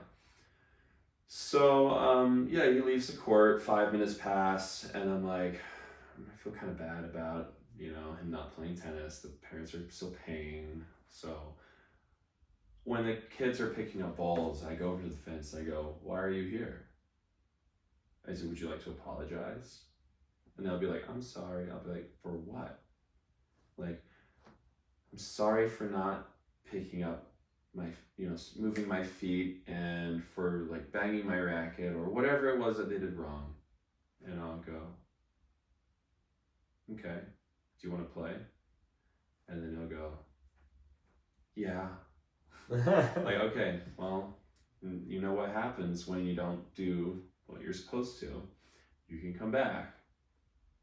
But like, let's have a good rest of the lesson. Yeah, that's good. And I'll see the parents looking over, and they'll be smiling and all this stuff. I'm like, that was your job.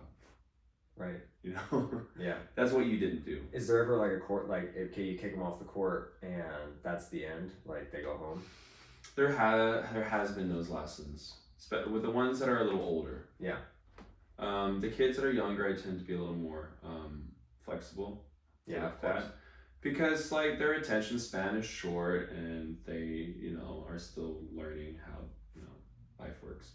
The ones who are like 10, 11, 12, I mean, trust me, there's some super soft 10-year-olds that are like, You know, I was trying to Okay. teach one just how to brush the racket with the topspin pro, and the mom was like, you should just rally with him. He clearly doesn't understand what he's doing. And I'll go like, that's because he's not paying attention, but here I am. Right. I'll say, and then he screws his face up. When he fed off his mother's energy, the mom got frustrated. And then he goes, the topspin pro's confusing me. I don't like it. And I go, all right, in my mind, I'm thinking something else, but Yeah. I'm saying something else. So in my mind, I'm like, you cry baby. Yeah. You know, go run. But, you know, I go, look, the topspin pro is not confusing. You feel that it's confusing because you're not paying attention to me explaining that how to use it. Right. And it's like at that point, you're kind of like, I don't know what to do. You know? You're like, just knock me out, please, because I'd rather be. What time is it? Yeah. But really, I, you know, at that point, I was giving less shits, and I was like, look, I'm gonna put these guys in their place real quick. I was like, your son's not paying attention. Now he's not paying attention. That's not on me. He needs to pay attention. If he's hearing a tennis lesson, he should be paying attention. When I was taking tennis lessons, if I wasn't paying attention, well, that never happened. Right. You know, because I wanted to be on the court. So maybe, you know, we should think about like, and she's like, well, no, it's just that he just, you know, I want you to teach him while rallying with him. Like, he's not going to improve his technique. If he's rallying, he's always thinking about is hitting the ball. Now you're telling me how to do my job. Right. Here's the racket. You do it. So, yeah, right? It's interesting. But yeah. Which goes into the whole how it's different now is like, I only ever had a coach stop coaching me one time, and it was when I was like barely into tennis. I was like 6 years old, 7 years old. I remember it though. We're hitting, and I didn't want to be there. I wanted to go play with my friends, ride my bike, and this was in our like neighborhood at the time. So my mom would make me. She wouldn't go. She'd make me ride my bike to the courts to take my lesson. At 6, imagine that at 6, 7 years old, you could just ride your bike around. Yeah. Never now. Oh my God, like no chance, right? But I go down there. We were playing, and I want to play, and the coach just like stopped, and he's like, "We're done," because I really wasn't trying. Like, I'm good. He's like, "We're done." I'm like, "No, no, no." You know, he's like, "No, you're wasting my time. I'm going fishing." Nice. And he just put the closed the basket, went and drove off, got in his car and left. I was like, I'm going fishing. I never forgot that. But my point is, my biggest fear, like the biggest thing I was upset about was my parents are going to be so pissed at me for not trying. They're going to be so mad that this happened, right? When he tells them that he quit because I wasn't trying. They're not going to be mad that he left. They're going to be pissed at me for making him leave. You know what I mean? And that doesn't happen now very often. You know what I mean? Like, there's probably some out there, but it's like what you're talking about. Like, the parents are being like, no, he doesn't like that, so we're not gonna, we gotta do something different. It's like, no, this is called discipline. You just gotta push him a little. Exactly. You know? Exactly. Says he wants to play tennis, but he's gonna have to follow this procedure. So, you asked me, like, have you ever kicked kids off the court for the whole day? Yes, I have. And I would explain to them that they're wasting my time, wasting their time, and I could just go and play some pickleball till my next lesson. Yeah. Yeah. So that's what do the parents do? Okay. But like, if that was my parents, they would have been so disappointed. Right. And they would have talked to me in the car. And you don't think these parents do that? I don't think so. Some of them do, I'm sure. I had one kid just throw the money at me once for the lesson, just like, here you go. And then the father called later to apologize and make the daughter apologize, which that's good. It's fine, but that should not that is nothing I could have ever imagined myself doing as a kid. It's like they're like that because they've learned at some point that was okay. Right. I got kicked out of 2 practices. One was a fitness, one was a tennis practice. I was overly competitive. I'm very competitive as a player, person. Of course, I mean, if you got to that level. Right, but this was when I was 12, 11 or 12, and I banged my racket on this, what I thought was the soft part of the windshield. It was, and it hit the fence because I couldn't see the post, and it cracked, and I looked at my coach, and he said, "Get out." I was done for the day.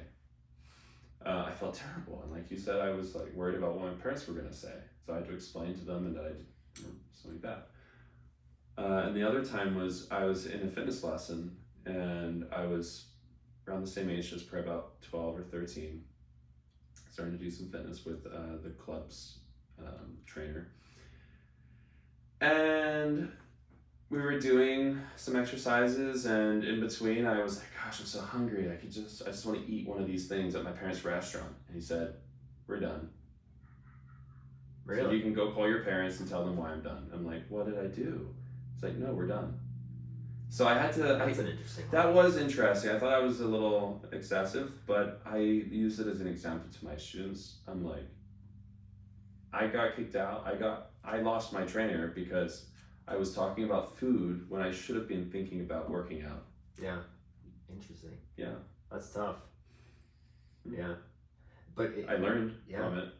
Oh, there you So I learned something by losing something. There you go. Right. And, I think that's something I want to touch on, like with being a coach is like being a parent a lot of times too. Like you're doing some level of parenting. But what I've also found, and I've started applying recently too, is they're all like the kids, and the kids too, like that you're coaching, not just your kids.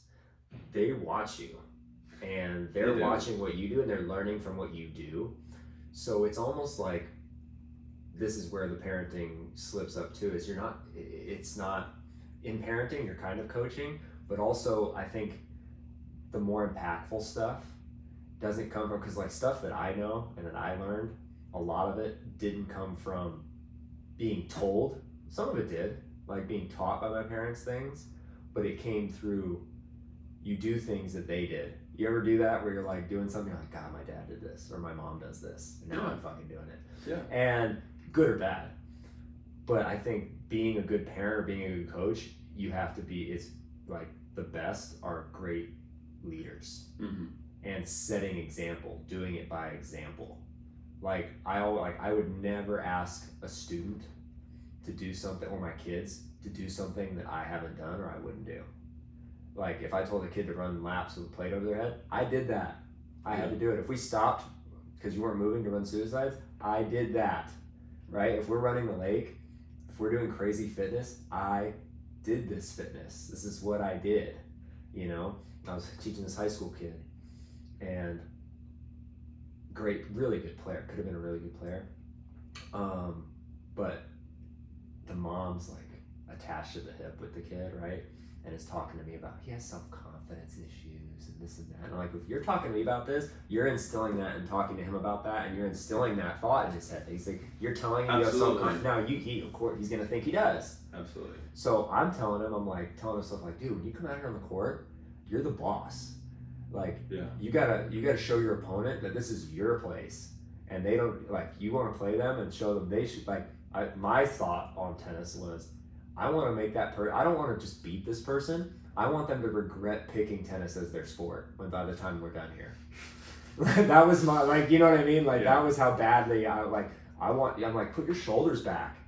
Walk with your head up and your chest. Don't walk down with your shoulders all slumped over. Like that's a big part of the game too, is the body language. Oh yeah. And this, I get up, I work out early. To this day, I work out early, and I eat right, and I run at night. My kids know I do all these things. I don't tell them I do it. I do these things, and I'm organized. I put things away when I'm done with them. I do these things that I think are right. I'm respectful to people. I say yes sir, yes ma'am, no sir, no ma'am. I say please and thank you on purpose to lead by example, right? And I feel like a lot of these parents, for lack of a better term, are shitbags too. And they're teaching their kids to be shitbags just because that's the way they're about it. You mentioned that you referenced the back to the mom with the topspin thing. It's like you're telling them that they're not enjoying it. That's right. So they think they're not enjoying it. That's absolutely right. So that kind of comes around to this book, The Four Agreements. Yep, great book. Miguel. And, you know, we're talking about how children value the opinions of their parents so much. It's like it's going to take like 100 people to say something that is opposite of what your parent told you to actually start questioning your parents' stance on it.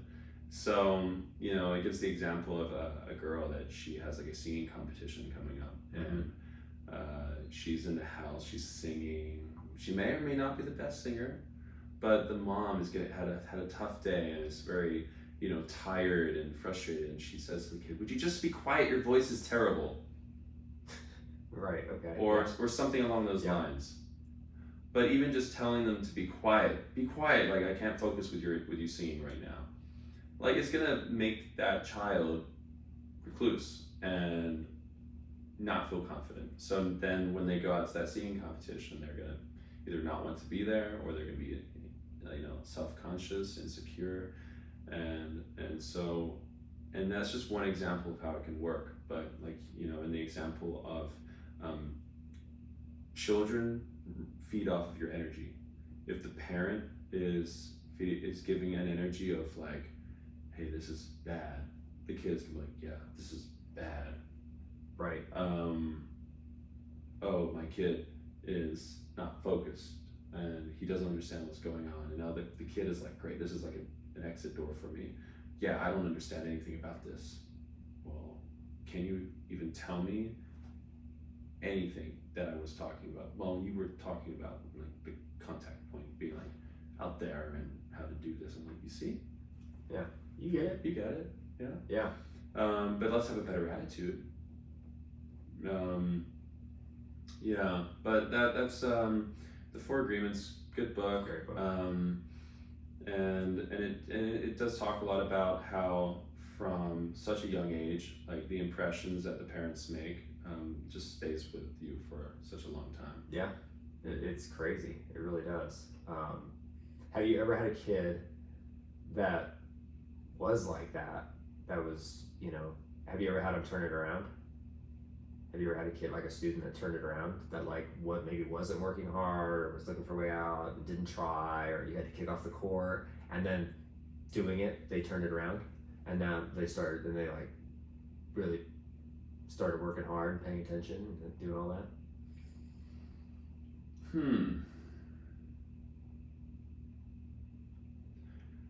Yeah, there's examples of kids that I've worked with where they weren't giving 100%. Maybe they're giving 80 or less. Yeah. And, you know, but it's like it really has to come from them.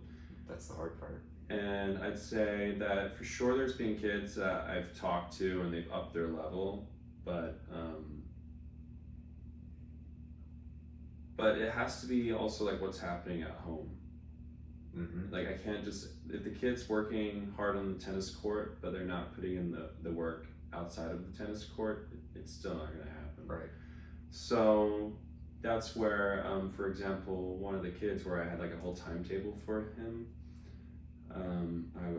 the parents weren't like the happiest with his progress, and I said, well, he's doing pretty good. I mean, actually, he's come a lot, but is he doing everything? Oh no, my wife takes care of that. You know, she's the boss at home. I'm like, okay, is he doing any of that? No. Well, why not? Exactly. You're the parent figure at home. I only have him on the tennis court. So kids are, I don't know, it's like very rarely do kids find it within themselves without any outside motivation or, you know, to go above and beyond. Whereas, you know, your father said, the guys that you want to beat are out there doing it all the time. So then you found it in yourself to go like, yeah, I'm not leaving here until I hit every ball on the court. That was something that came from you, and that's something that's very hard to find. There's very few like that, and that's why it's very hard to be the best. Right. So. That's why the margins are slim, man. Yeah. And that same kid with the self-confidence thing and all that stuff, like, never really got more self-confident, but every day I hammered it, like, come on, man, like, you just hit a great forehand, like, freaking get psyched, you know what I mean? Show me something. Don't just get pissed when you play bad. Get psyched when you play good. That's right. You know what I mean? Like Yeah. you got to have that, and things like, you know, hey, you're a sophomore in high school now. How often do you work out? Never. Okay. Why?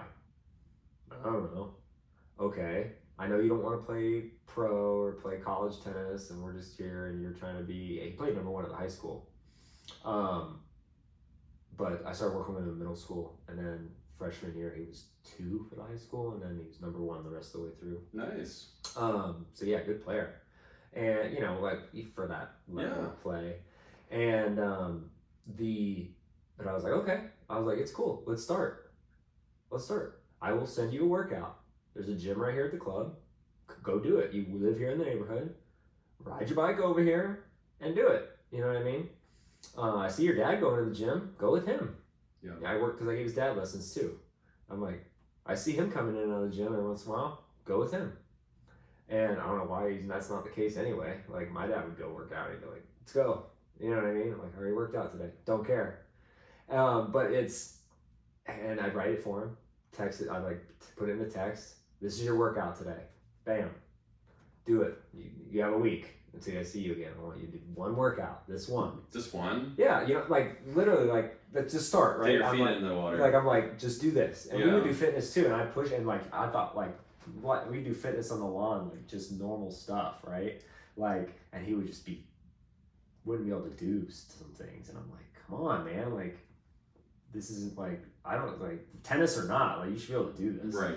As an athlete, and anyway, I'd be like, hey, how was that workout? Oh, I didn't go. Why? I don't know. Like no real excuse. In all 6 days? Yeah. Didn't go one. Didn't do the workout. Right. Didn't do it. I'm just like, how do you want to get better out here? Like we can only work. You have to do this if you actually want to get better. Like what are we doing? Like what are we doing here? Yeah. You know what I mean? So it gets to that point. Like what are we doing here then? You know, you have to do this if you want to improve. If you want to hit bigger, if you want to get stronger, if you want to last out here, because he'd be an hour less than halfway through, he's gassed. You know, I'm like, this is why, right? So the tough part's extracting, like figuring out as a coach you have to like find that motivation, right? How do you extract that from somebody? Because everybody has it, everybody can do it, but you can't make them make the choice. How do you push them to making the choice? In your opinion, like how can you know what I mean? Like one of the things for me was self-motivation, but then it's like one time my coach got in my ass because we were working hard and we went away for summer, didn't play, and he comes back and he's like cussed me and my sister up and down, like, what are we, like, you wasted all my time, like blah blah this and that, like you don't even do shit, you don't even watch tennis matches on tape, like you don't even know who the top players are, you watch tennis, you don't do this, you don't do that. And myself, when somebody does that, that's my motivation. It's like, all right, motherfucker, you want to see something? It got to the point like I still have the boxes of VHS tapes of like Federer matches that I you record like during lunch, and I would just hit in my room like at night before bed. Like my mom would have to come in and be like, you got to get up at 5:30 for practice. Like you got to turn the match off, right? And I'm just studying Federer tapes and Sampras tapes and just studying reading Tennis Magazine. I was like, you want to fucking see dedication, bitch? That was my attitude, right? Like, I'll show you fucking dedication. I'm going to live and breathe this shit, and I'm going to get awesome just to spite you because you said that. Yeah. You know what I mean? And I don't know where it comes from, but it's like so hard to extract from somebody, you know? It's a certain personality type, you know? Again, it's like parenting. Yeah. The personality types, all this kind of stuff. So when someone's not doing that, you talk to them, they're not responding, and it's just the constant thing. Do you shut it off? You keep, like, what is your approach to get, like, extracting that from them, like getting them to want to get better or to try harder? Okay. Gosh, so much to say onto that. One, I try to find out the purpose. Okay. If you don't have purpose, then you need to know why you're getting up in the morning to do something. You need to know why you have to do something in order to feel motivated to do it or inspired. So I guess the purpose and the inspiration are tied, and then the motivation has to be there. So I could say, like, hey, you need to do this workout. But if I'm not explaining to you the purpose of the workout, then you probably won't understand how important it is that you do it. And then, you know, if they're still not motivated to do it, then, you know, you could be barking up, you know, they could just be trying to do something they're not actually trying to do. They're maybe even looking for a reason to fail. But I've had some students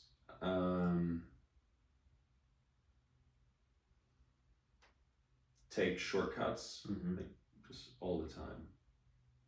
Now I gotta kind of rethink how I approach this, because as you were speaking, I was formulating it in my head.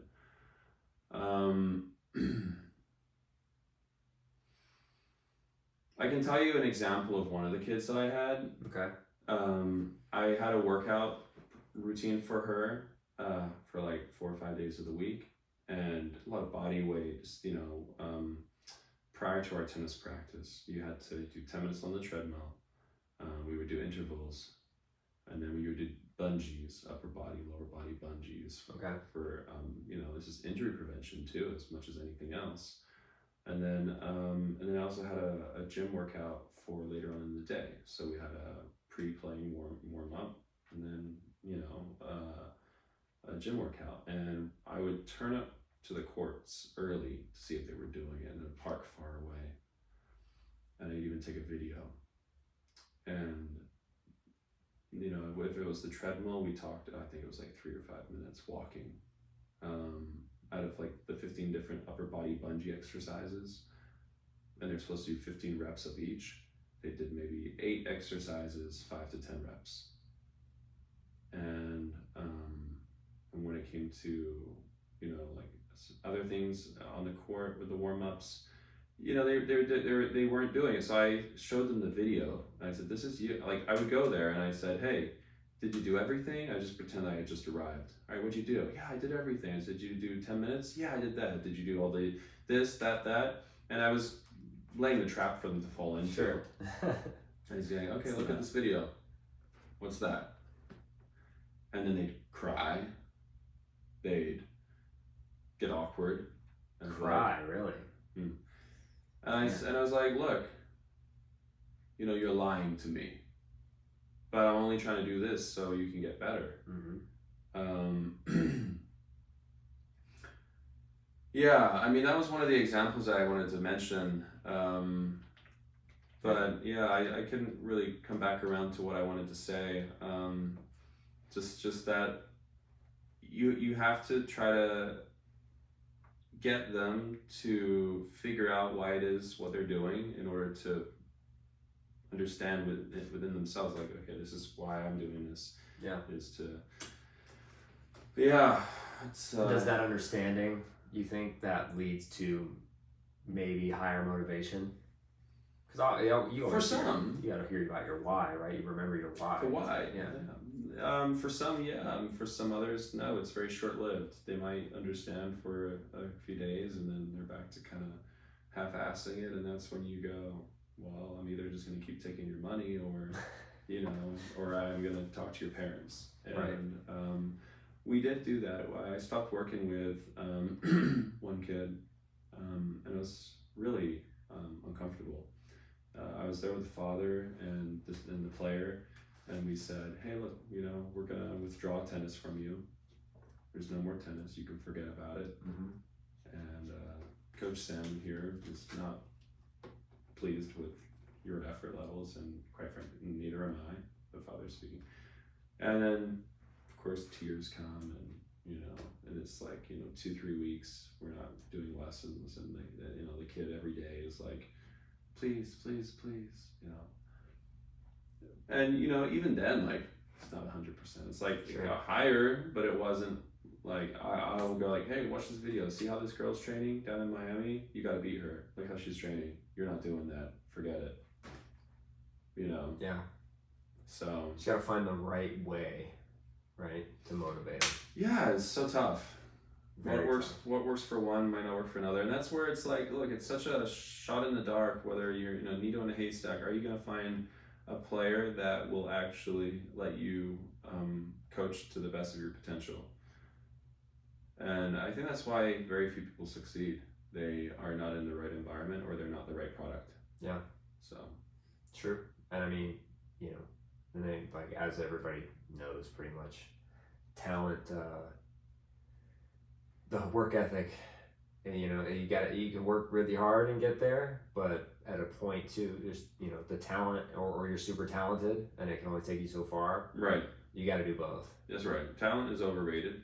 Mm-hmm. There's a lot of untalented people out there doing really well Right. because because it didn't come easy for them. They had to work harder to get it, and then they learned how to work hard in the beginning.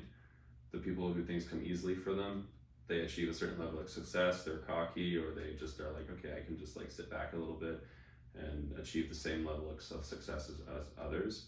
But in order to go very far, it helps to have both. Right. But when both meet, that's when you get your Federers of the world. Yeah, exactly. Yeah, and you know, talent. There's you know, that book Outliers, and it talks a lot about not just the 10,000-hour rule, but it also talks about how how talent is overrated, and it's, talent could be misconstrued for that somebody had a little more attention starting off, and they were perceived to be more talented just because they were ahead of the game. Yeah. You know, if you have a group of 4 kids and you know, you kind of have a subconscious favorite, more attention goes to that one. Maybe the others are just lazy bastards, and you're just like, oh Yeah. man, you know, babysitting those 3, but this one really wants to be here. Yeah. You get It's that hard one. not to. It really is, and I don't think there's anything wrong with wanting to help a player. You want to help them all equally, but if 3 of them are not, let's say, listening all the time Mm-hmm. and taking your word as the word of God, and kind of That's a good word. worshiping your ability to coach, and there's someone else that is, you're gonna give more feedback to the one that's receiving. Right. better. Or So- the one that's obviously like wants to be there and that's putting in the work, and you can, Yeah. you know. Yeah, and you know, you can say that's not ethical as a coach, but you know, it's you can't say that. I mean, as long as you're doing your job, Right. not less than your job, you're still giving attention. Like, you know, Yeah. it's just kind of human nature. Yeah. And in that person, you're like, okay, this person wants, like, the other 3, I'm not going to waste my time giving them this extra information, this extra, Yeah. because they're just going to be like, yeah, whatever. This person's actually going to apply it, That's right. and it's like, it's worth it. Yeah. Almost, as Yeah. bad as that sounds, because you don't know, because maybe the one of those 3 turns out to be great, but it's like, it would show. When you've been doing this long enough, you can see it pretty quickly. Yeah. Right?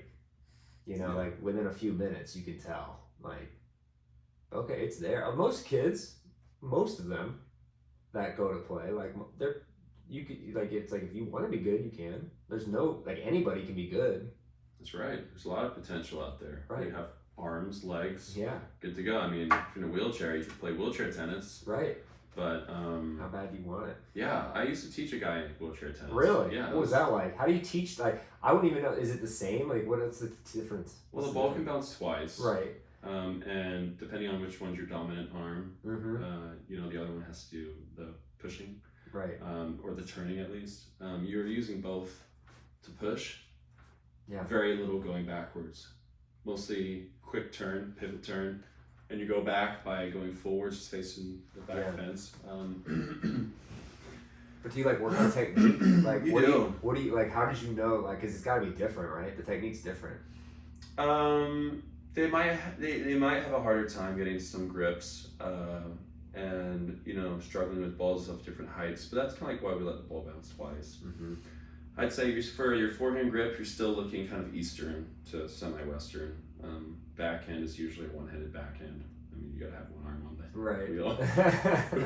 Dude, that is so hard. Yeah. It looks so hard. The serves, you know, because when you toss the ball, technically the equal and opposite reaction of when you're tossing a ball can push you backwards. Can you flip fault when you do that? It's like the wheels can't touch the line. Like, how does that work? Right. Yeah. It has to be behind the line. Okay. Yeah. Yeah. You have to be behind the line, and it's interesting. Like people,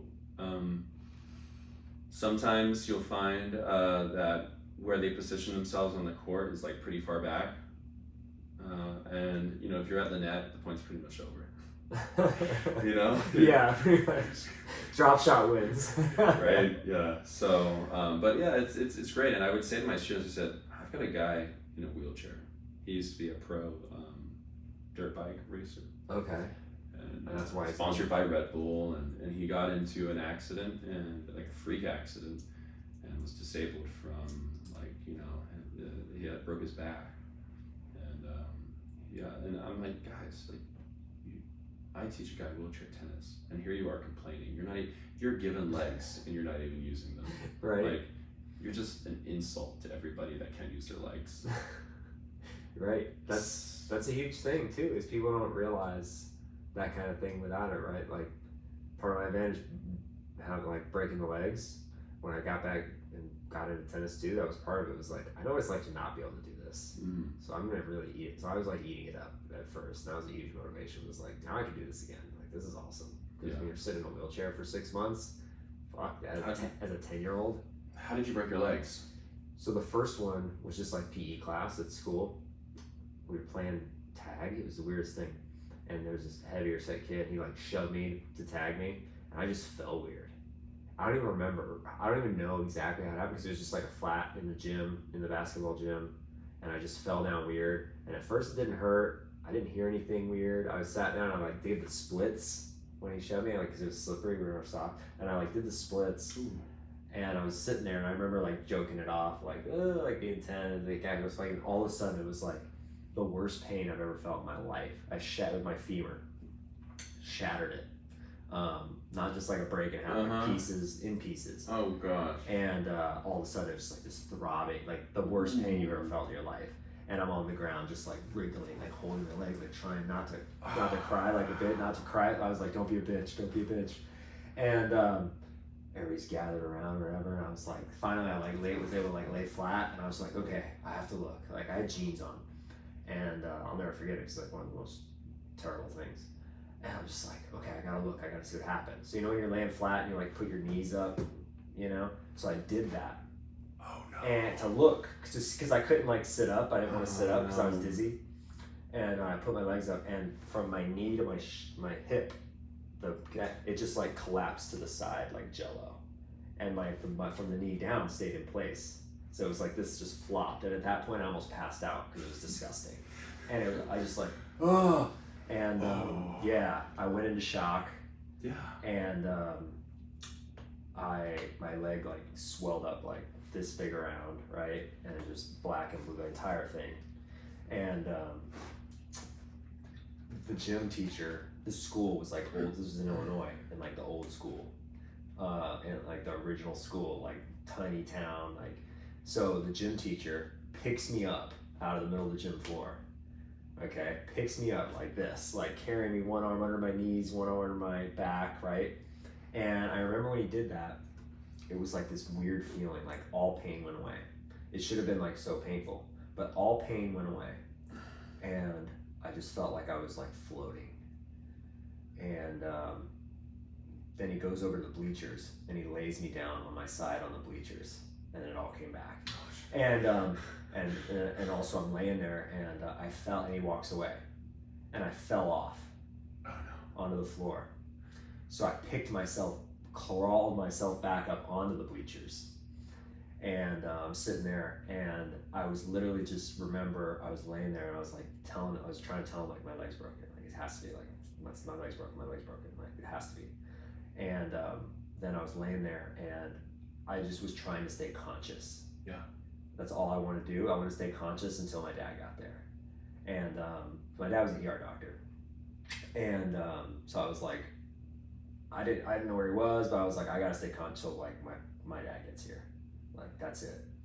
So coincidentally, he was off work that day, which was very rare. And the school called him, and they're like, hey, you gotta come to school. Aaron got hurt. He thinks his leg's broken. We don't think it's really broken, is what they said. And they're like, what?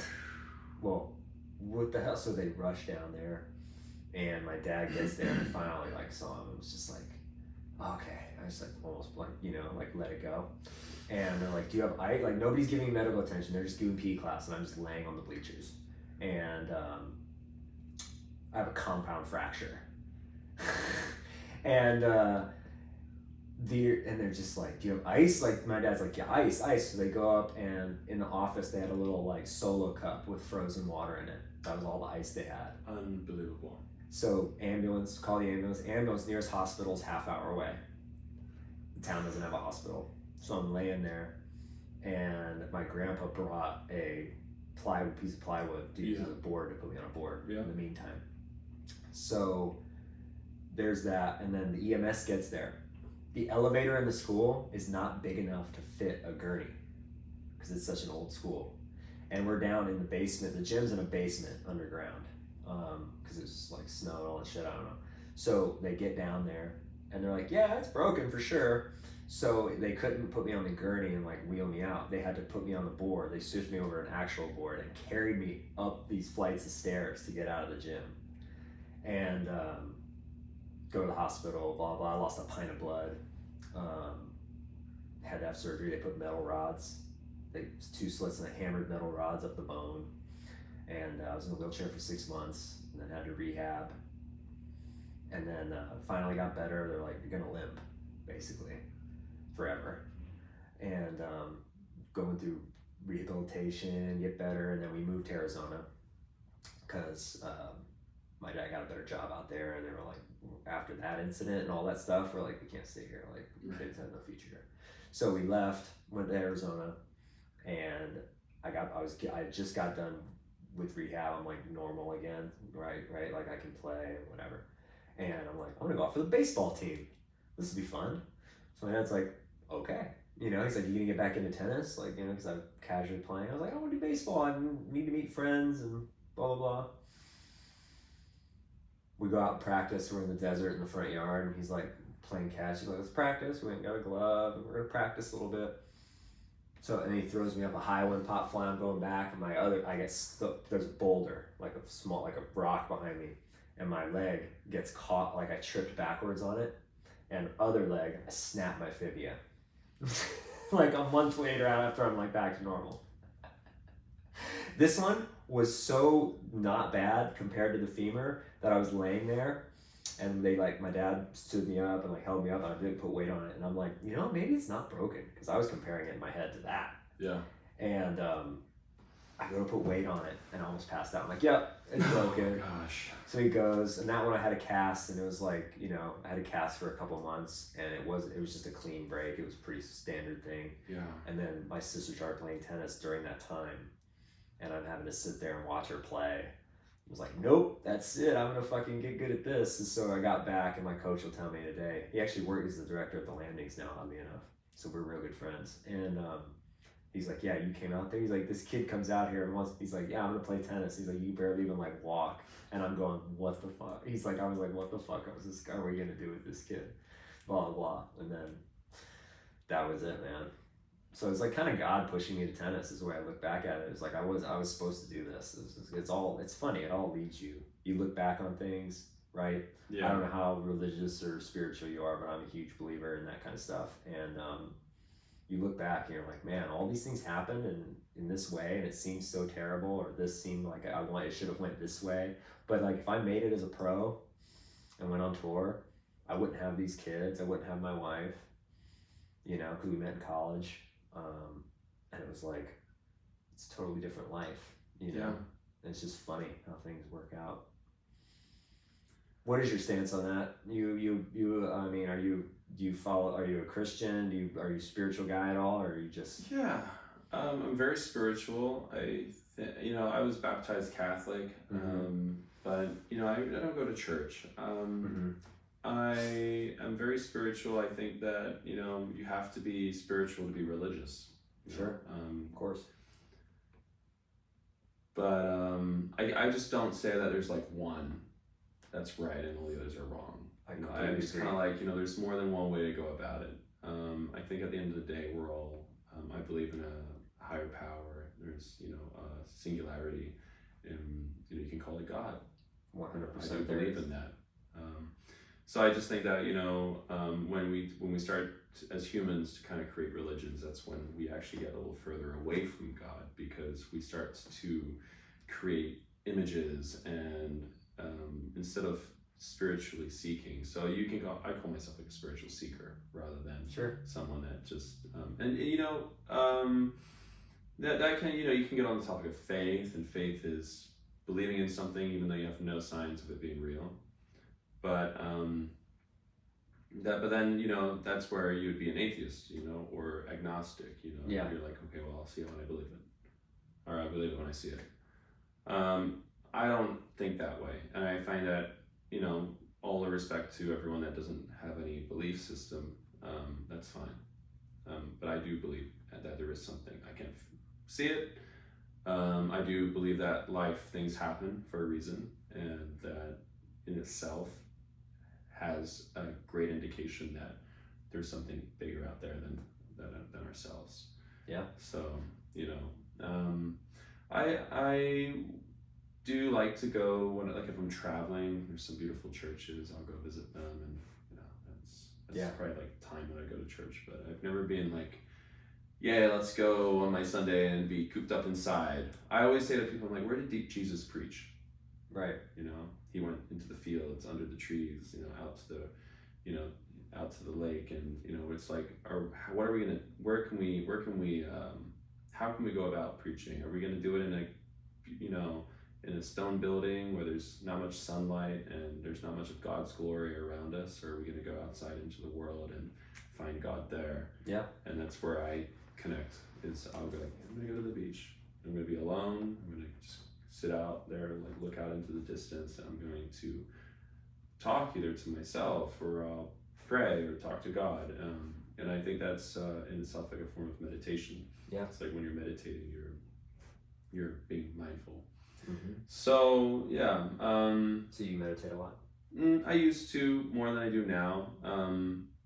Meditating can be just doing one's activity and being mindful of it, or it can. So most people will look at meditating and they'll be like, okay, I'm gonna sit in the lotus position, and I'm gonna focus on my breathing. That's one form. That's fine. Yeah. But I think that any time that you're fully present in doing something, it's a form of meditation. So there was this other book where it was the guy used the example. Are you washing the dishes to make them clean, or are you washing the dishes to wash the dishes? Mm-hmm. What book was this? This is I think it was was it The Art of Buddhism? Okay. I would have to look it up again. It was a few years since I've read it, but he was he was a Buddhist monk, and I think he was I can't quote it directly, so I'm really looking for this one excerpt from the book. And the example is if you're doing something with an expectation of an outcome, you're not fully in the moment. You're thinking about the future outcome. Yeah. So if you're washing the dishes with the purpose of making them clean, then you're not fully just in the moment of washing the dishes. Mm-hmm. So yeah, kind of like being present in the now rather than thinking about the later. Yeah. You're here, Ram Dass? Ram Dass? Mm-hmm. No. Yeah. Yeah, his book, Be Here Now, anyway, it's changed my life. But Be Here Now. That's what it's all about. Be Here Now. Be Here Now. Be Here Now. Yeah. Okay. That's what it's, and that's his whole, he's got a ton of teachings. He's got podcasts. You can listen to all his teachings and talks from the 70s, 80s, 90s. He's dead now. But amazing guy, changed my life. And it's, exactly what you're saying, being present in what you're doing, not worrying about what's next. And that's what we do as humans. It's we're so, what's next, and it's gone. There is no next. This is literally all that exists right here, right now. Yeah. And the more you do that, it's amazing how full you feel. Yeah. Probably less anxious as well. Because Mm-hmm. when you're anxious, it's a negative form of anticipating something that will happen in the future. Yeah. You're excited to go to Disney, or you're anxious about that test. Neither of them are happening right now. So yeah, that's there's couple other books that are great. I'm not sure if you ever read The Seed. Is it by No, I haven't. John Gordon, and then there's The Go-Giver by Bob Berg. Okay. And those are two Check those awesome out. little books. One of them, The Seed, is about trying to find your purpose, and you know, the grand scheme of the book is just like, you know, people typically find their purpose in ways when it comes to like helping others. You know, Yeah. something meaningful. And it could be anything. Like somebody's got to be the garbage guy. Somebody's got to be, you know, the and then the Go-Giver is talking a lot about giving without the expectation of receiving. Yeah. And so when you give people something, it may not happen for, you know, today, tomorrow, a week, a month, but eventually, you know, if you do it enough, it'll come back around. And then, you know, that happens in real estate, you know. Yeah. Okay, hey, All the time. I've got a customer here and they're looking for this house. I see that, you know, you're representing a seller. Let's work together. Or maybe it's someone that's out of state and you go like, hey, I've got this contact. I'm not licensed in such and such, but here you go. And then they get a great deal from it. And then you go, well, then they might get someone looking for someone in Florida, and then they contact you right down the line. So do the work. Don't have expectation of anything. right, It's really hard. It's hard, but it's amazing. Yeah. When you start to do it. Yeah. You know, because then you enjoy the process. You realize this is where life is. Mm-hmm. You know. So backtracking a little bit, I love that. I could talk about that topic all day long. Being spiritual and mindful, and it's just a game changer. But so back to some coaching stuff. You ever coached like a tour player? What's the highest level you've coached at? Do you have any aspiration to coach a tour player or anything like that? Or yeah, I've had aspirations to do so. I'm not sure for how much longer I'll be coaching with that particular aspiration, just because it's so demanding. It means that having a family would be hard. Oh yeah. It'll be on the road. So when it comes to like being a travel coach, No. When it comes to being a coach at home and, you know, being there for a player when they're in town, sure, that's fine. Still working with, you know, juniors, absolutely. They're not traveling too much at the moment. As far as like the highest level, you know, I've worked with some players that have played like Davis Cup Nice. and playing like the Future Circuit. Okay. But that's about as high as it goes. It's a pretty high level. Yeah, it's you know, and if I had a college degree, I'd probably be like, yeah, I could be a college coach. But since I have no degree, they would never. I know, it's so dumb. It's so dumb, and I think it's. I mean, there are some great college coaches and all that, but it's like, it's I don't know. It's kind of overrated. It's a little cultish, I think. Yeah, you know? 100%. Or just like, you know, you look after your herd. I'm like, well, you know, you might only recruit a coach that went to your school. Right. Okay. And you're then very limited. Yeah, it's not really. And then it's like how much actual coaching you're doing. It's more about recruiting and team building and, you know, playing the game. From what I've heard with the players that end up going to college, they were usually disappointed with the type of coaching that was going on. It was more like, 100%. We're going to do 5 hours of practice if you don't show up. It was almost abusive, where it's like, wait, I'm in a master's program, like I can't do this. Like, you know, you're pushing me, and I'm like, hey, I just came out of surgery, and just because I'm not the best on the team right now, you know, it's something that I don't think it wouldn't fit me. Yeah. So that's why I'm like, hey, well, if you know, being a tennis coach is great, but like you're doing real estate, you're working on a few different things. I'm like, hey, you know, I need to work on a few different things too. Yeah. So that's where flight school came in. Mm-hmm. And thank you for using the segue. I was hoping you'd do that. Go ahead. Flight school has been, you know, a recent endeavor and something I've probably thought about, not in the sense of like doing it as a career, but even as like a young kid, like with my grandfather, we would build models and talk a lot about airplanes, and I would try, you know, getting those little electric motors and building a little remote control plane and throwing it off of the balcony in Spain and it not working, but you know, that's cool. You know, I've always had that draw to like aviation. And Yeah. my girlfriend's father is a pilot with United, and he gets to travel around the world, which was one of my favorite things about playing pro tennis. Yep. And I'm like, well, hang on a second. I want to have a family someday. I want to be able to provide. I want to be able to travel. That sounds good. Take my girlfriend, future, with me. Great money eventually. Yeah. And you're also looking for purpose, right? That's another. I mean, for a lot of purpose from like men, it comes like, can I provide for my family? That's a huge part of the purpose. Definitely, it's a huge internal battle. Yeah, I might not love what I do all the time, but I do it because it puts us in a comfortable position, food on the table. Makes happy wife, happy life. Hopefully, you gotta have balance there, though. Right. It's hard. Too much work, and that's where with some of my friends, one of my married friends, he works his ass off. The wife works really hard, and they might have different ways of decompressing, and that's kind of the struggle. Is that you need to make sure there's still that time for being intimate with your partner, right? And that can be like going on a date. That can be cooking at home together. That could be the easy little things. But also for yourself, quality time, and for yourself. Yeah, that's right. Gotta it's not selfish. I think it makes you better. That's right. Leader, example for your kids.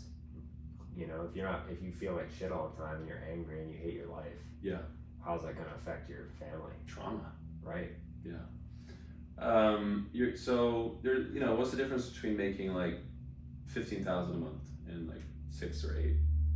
Right. One, you're working your ass off and you have no life, nothing to give to your family, and then the other one, you have enough money to survive. You might not be rich, but you're middle class or you're around that area, and then you have time with your family, things that money can't buy. Yeah. So you can go camping, or so I'm sure that's something that you as a father, you're in that. Oh yeah. Oh, I at this point I'm like, right now, maybe I do pretty well, but I'm like, maybe I don't make as much money as I could if I just went like all in on the things that I do, like all the time, and just really like pushed, like I know it, like I would like to and can, but also like my kids are this age right now, and they're gonna get to a certain point where they don't like me anymore, or they don't want to hang out with me anymore, and right now that's all they want to do is me, and it's like I'm not gonna miss that.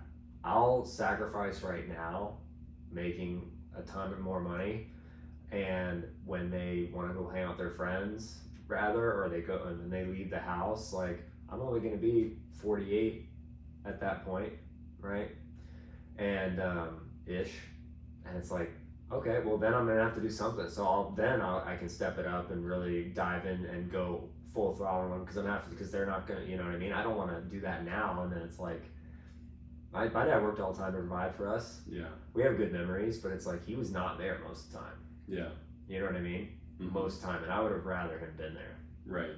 And I don't want that. Like I want to be like I tell people all the time, like if they're like I prioritize it. Like if there's a soccer practice, if there's something the kids are doing, I'm gonna be there. Right. I don't care. Oh, sorry, I can't show that house. I have family stuff. Yeah. I don't boundaries. When I was working at the club, I don't. People want weekend lessons. Nope, I don't do weekend lessons. That's my family time. Yep. We can do it Monday to Friday. I'm sorry. Yep. It's just not the way it's gonna go. I'm sorry. And then if you don't have time, you just don't have time. Yeah, exactly. You refer them. Right. I'm like, nope, not gonna happen. You know what I mean? We have things on the weekend, open house, or sometimes you got it every once in a while, but it's not constant. You know what I mean? Because there's so many people. What's the guy's name? He's a big business guy. Does a lot of influencer stuff. Tony Robbins? No. He got it balanced, I think. No, it's like a guy that's Gary. I think his first name's Gary. He's like does like a bunch of social media stuff, and he's talking about constantly posting. He's a big business investor. Okay. Does Gary? Is it Gary?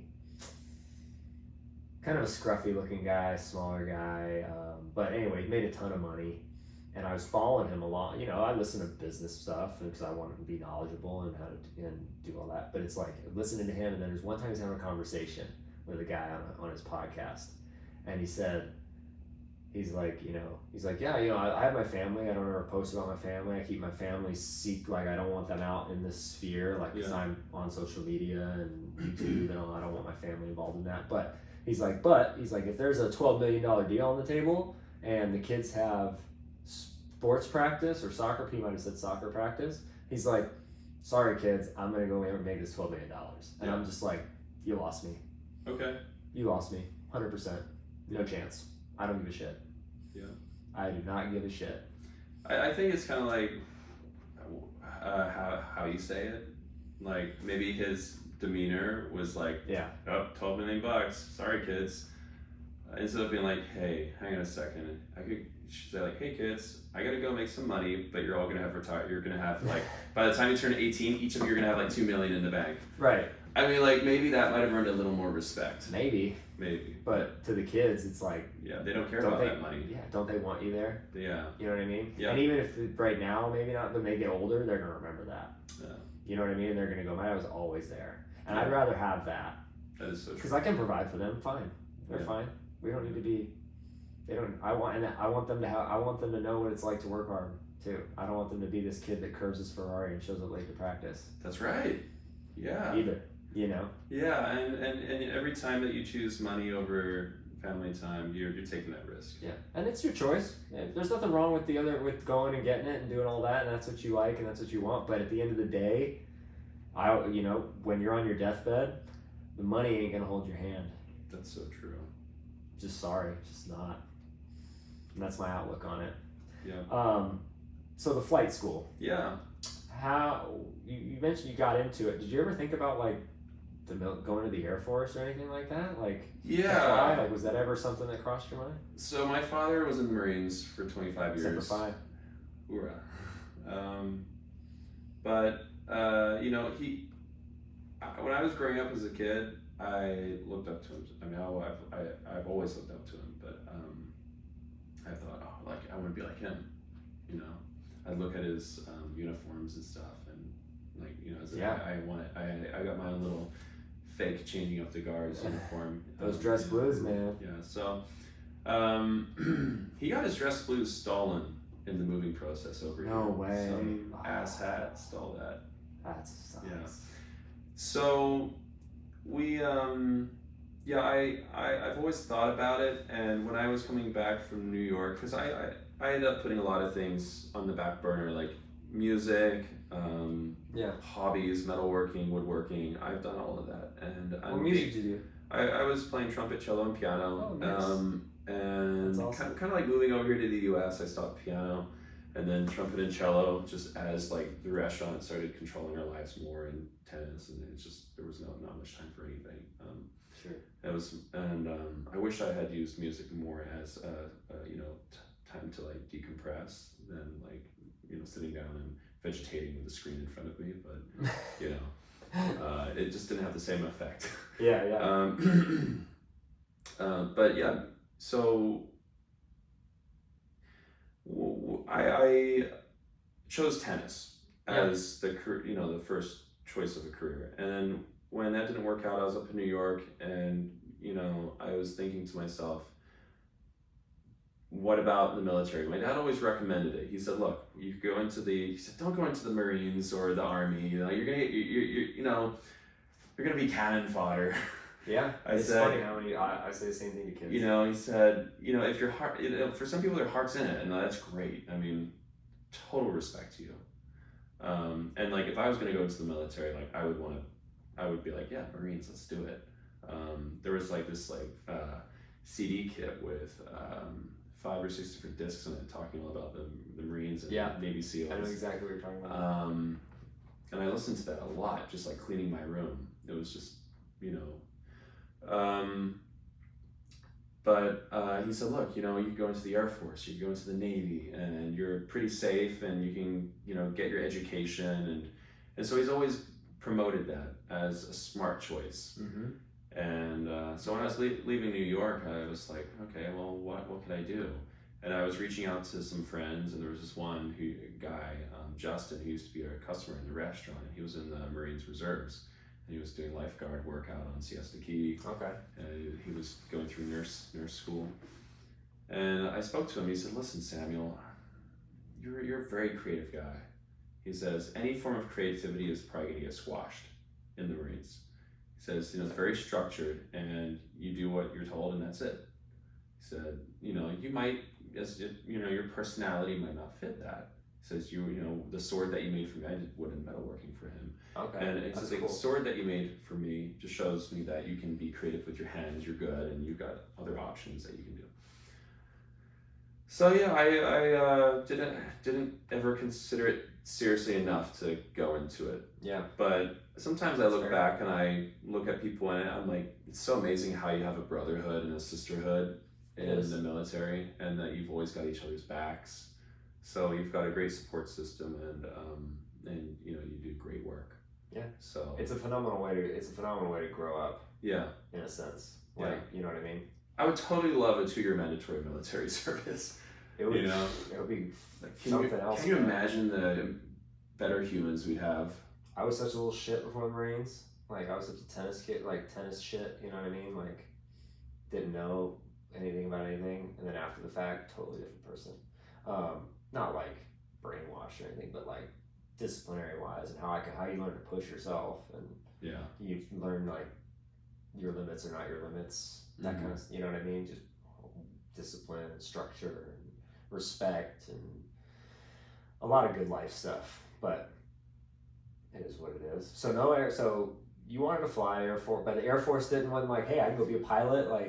Well, I didn't ever consider it seriously enough. So I wouldn't say that me choosing to go into learning to fly now has anything to do with the military. But kind of actually coming back around to it now that I'm in flight school, I do consider, I'm gosh, if I did go into the Air Force, you would learn to fly in the Air Force, then you could always come out and go commercial after that.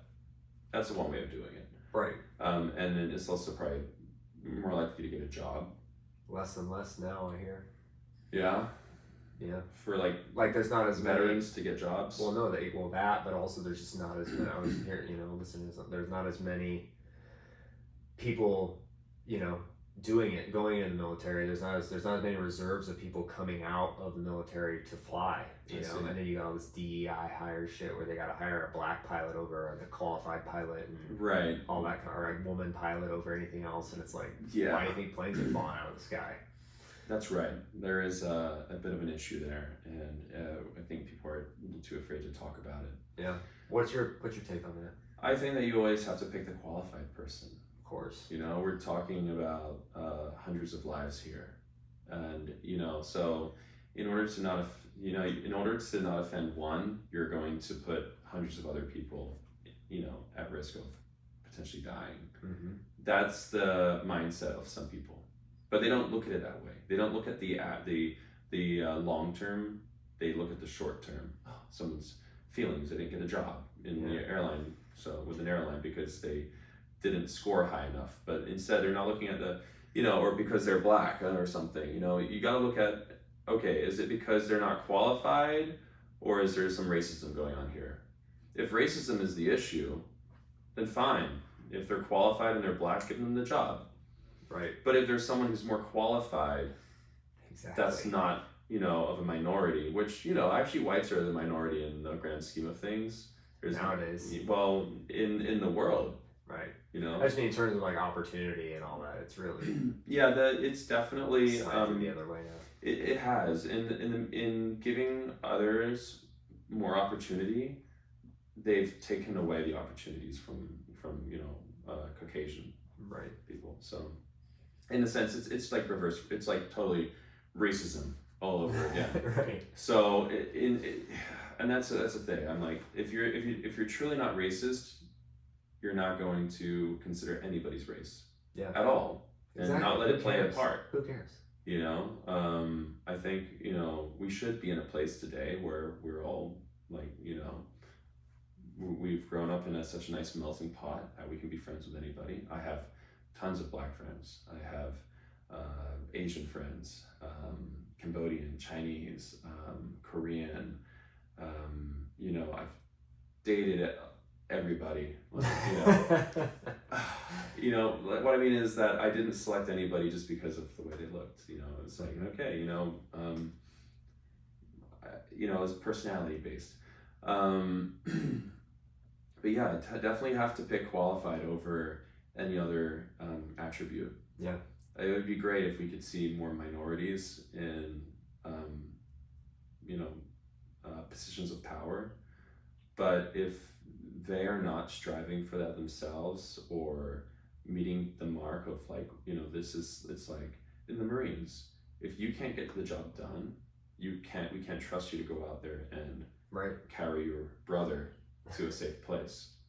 Right. So should we let you go and be a part of the team that can't uphold, that integrity? Mm-hmm. Because then we're probably looking at dead people. I think in the past few years we did shift towards that, and that's why you don't see as many people going to the military and that, because it's so much just politics, and you really shouldn't be doing this. Right. Like women in combat roles is absolutely preposterous to me. It's the most dumbest thing I've ever heard in my life. Like, okay, if I'm rolling into a house, I don't want to look. No offense, women do great things. I have nothing against it, right? But I would much rather see a capable man next to me. Yeah. When you know what I mean, like much rather, just because of the mindset and what it takes, and knowing that like you're in this and you have the physical capability to carry me out of here if my legs get blown off, or if we hit with an IED, you need to be able to put me on your back and carry me the fuck out of here if I survive, right? Or to be able to mentally keep it together. I just don't think that that's what women do, right? Historically, you look at the past, like men hunt, men go and hunt, right? Men provide. Men go and do the dangerous things. That's human history. That's not me being a sexist, right? I think that, when we look at maybe statistics, we can see that, women definitely have their strengths and are far superior at some things more than men, and men can be more inclined to do things better than women. Of course. And, when there's a need for emotion, like women are there. That's why, like a mother's love. But to have a father role model around also is going to be the opposite. And you need to have both opposites in order to kind of get that nice middle ground of mom nurtures, father, instills discipline. Right. And perhaps when you're on the battlefield, you're worried, like, are you going to make an emotional decision or are you going to make a logical decision? No room for emotional There is no room for emotions when you're trying to make quick decisions. And so maybe perhaps we could say, well, why don't we have a unit for women? Maybe they don't have to fight side by side, but if there was a Marine unit for women, that was separate from the Marine unit for men. Well, that's how they do boot camp. They do? Yeah, the women are completely separate. You don't see a female while you're there. So why doesn't it stay like that? I don't know. That's how it was. That's how it used to be. I can't speak to it now. A woman is better able to carry another woman. Right. Than a woman is able to carry a man. Because a man is going to weigh 220. 180 to 250. Is there like a weight limit in the Marines? Is there a height limit? I don't know that there's a height limit.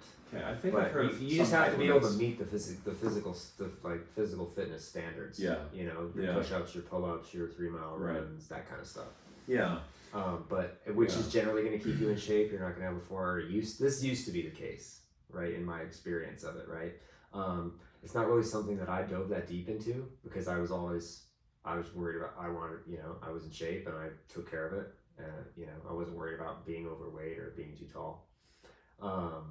But if you're 6'5", they're not going to put you in a tank. Okay, like there's that, right? All the big guys, they give us they're like, okay, you're carrying the saw, right? Hey, what's your MOS? Oh, 311. Okay, now you're a machine gunner. Oh, okay. You're 6'3", 220. You're a machine gunner now. I'm like, okay, because those things are fucking heavy, and they don't want can't have the little guy carrying a freaking, 50 cal. Yeah, gotta lift. Yeah, so I mean, in that sense, like, if they're giving people roles based on logistics, Sure. then they should continue with that and kind of go like, if you can't carry, I mean, they should do a test. Perhaps part of passing, the basic training is like, can you carry this guy on your shoulders? If you can, Oh, it's part of it. yeah. Oh yeah. So Absolutely. I don't know. I had to carry a lot of people. Yeah, it's probably out of my scope of expertise to have an opinion on who should and should Sure. not be allowed in the military. You definitely have a better stance on that, having being military yourself. So I would trust what you would say. Yeah. Well, I think I haven't been there. Women are great. Yeah. They can definitely go. There should be women in the military. 100%. Combat role, front lines. Yeah. Okay, maybe not. A combat role might be too broad, right? Like, okay, I think that women, like, they drive the trucks and things like that, and they get deployed just the same. But you shouldn't be kicking doors down, clearing rooms. Right. You just shouldn't. Yeah. So anyway, flight school. Where are you at in flight school? What do you have left? Like, so is this your move? You're talking about getting into more things. Is this the move away from tennis? It is the move away from relying on tennis. Okay. Some of my students are like, oh, or what's going to happen? I'm like, no, I'll still teach. Sure. The road is long. So the first thing you have to do is get your private pilot license, and that can take weeks to months. I'm about halfway through. And then after that, you get your instrument rating, which allows you to fly IFR, instrument flight rules. Okay. Which is into the clouds. You're always within control of in controlled airspace with air traffic control, and they give you a heading to fly and an altitude, and you have to stick to that. So you're predictable. Everyone knows where you are. Yeah. And then after that, you go for your commercial, which means that you can fly and make money. It doesn't mean that you're going to fly with an airliner. That's your ATP, but that's your airline transport pilot certification. But with your PPL, you can fly as a hobby, recreationally. With your instrument rating, you can fly in a variety of weather conditions. When you get your commercial, it means that you are now allowed to accept money and payment for flying airplanes. So then, typically what people will do, they'll go get their certification of being a flight instructor, which is a CFI, or flight instrument instructor, which is CFII. Okay. And when you do that, you get the chance to teach people how to fly and accrue a lot of hours that way, which is also constantly refining on your skills. So when you're teaching something, you're rehearsing it, and that's also why I'm a better player now as a coach than I ever was before being a coach. Right. 100%. So being a certified flight instructor is the goal. Okay. I think that perhaps by early to mid next year, that would be where I'll be at. Sweet. It's an expensive road, but that's when I can start teaching people how to fly, and once you get maybe 1,500 hours or 2,000 hours, you're like, okay, let's go get a corporate job, or where you're flying corporate. Is that like commercial, jets? Like Delta or something? Corporate would be more like private jets. Okay. Or flying businessmen around. Is that what you want to do? No. Ultimately? No. I think like airline would be the goal, because I think that like we talk about purpose, and it's like I don't want to fly a bunch of rich people around, but I'd feel more purposeful if I was flying around the general public. Okay, sure. And and also getting to interact with perhaps more like flight crew and go to more destinations. If you're a corporate pilot, you might stay in the like domestic U.S. Yeah.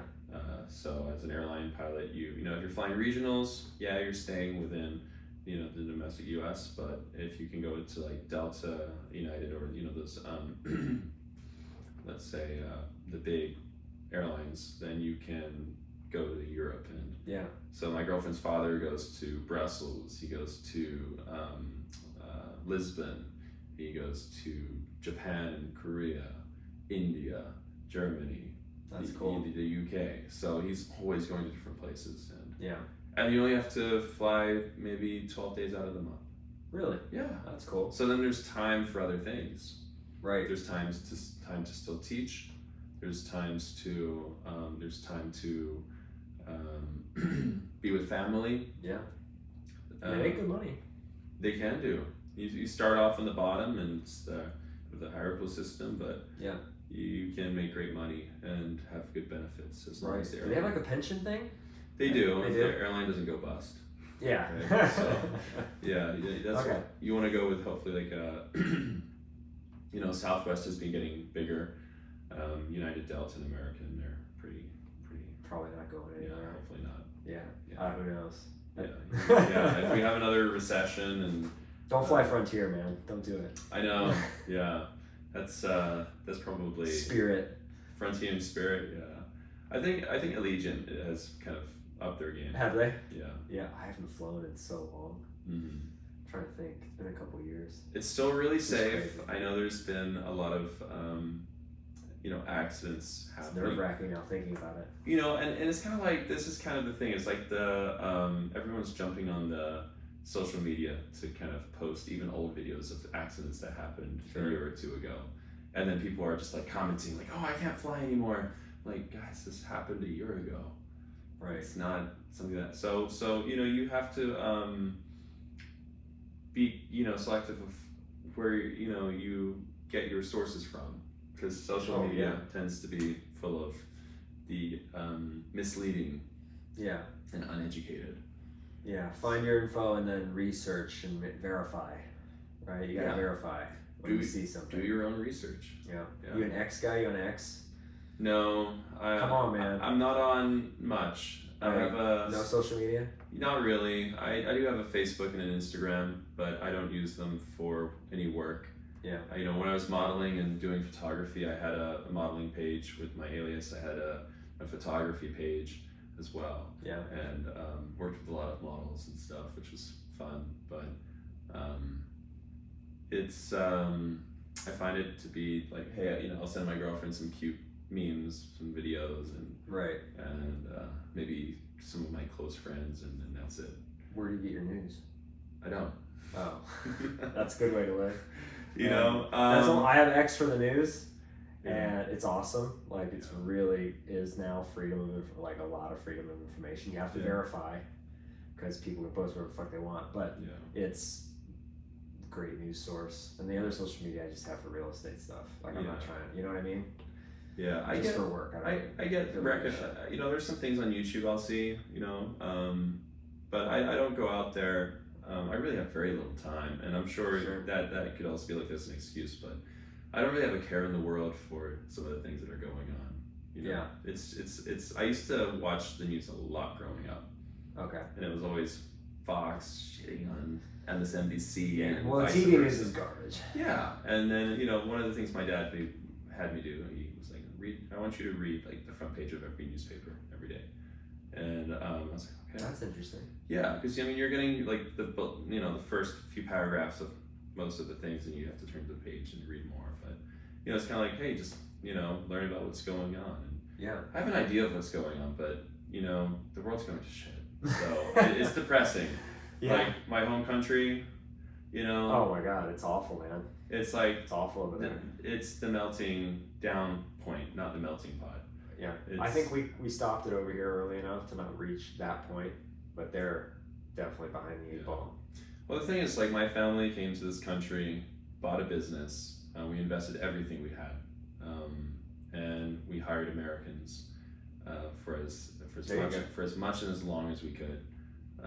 Recession kicked our asses. We're one of the few not to go under, and we always obeyed the laws. Like Arnold would say, you break the rules, but you can't break the law. Yeah. And we try to do things the right way. Now, I know that not everybody has that opportunity, but you can at least have the right intentions by not going to jail and getting caught for doing crimes that are, theft, and we could just go on and on. Oh yeah.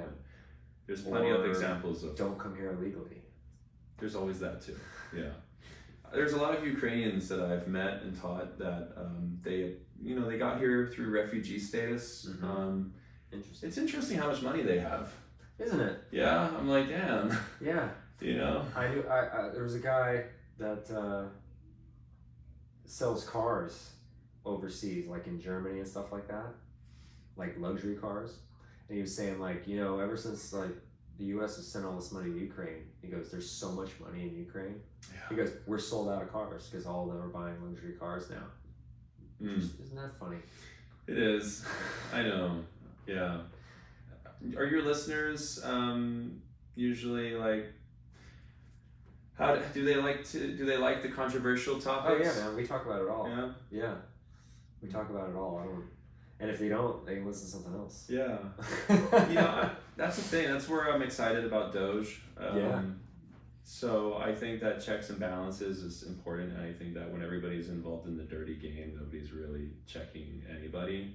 They're all just like, scratch my back, I'll scratch yours. Right. And we're all just taking money, and it's ending up in places where it was never intended for. Yeah.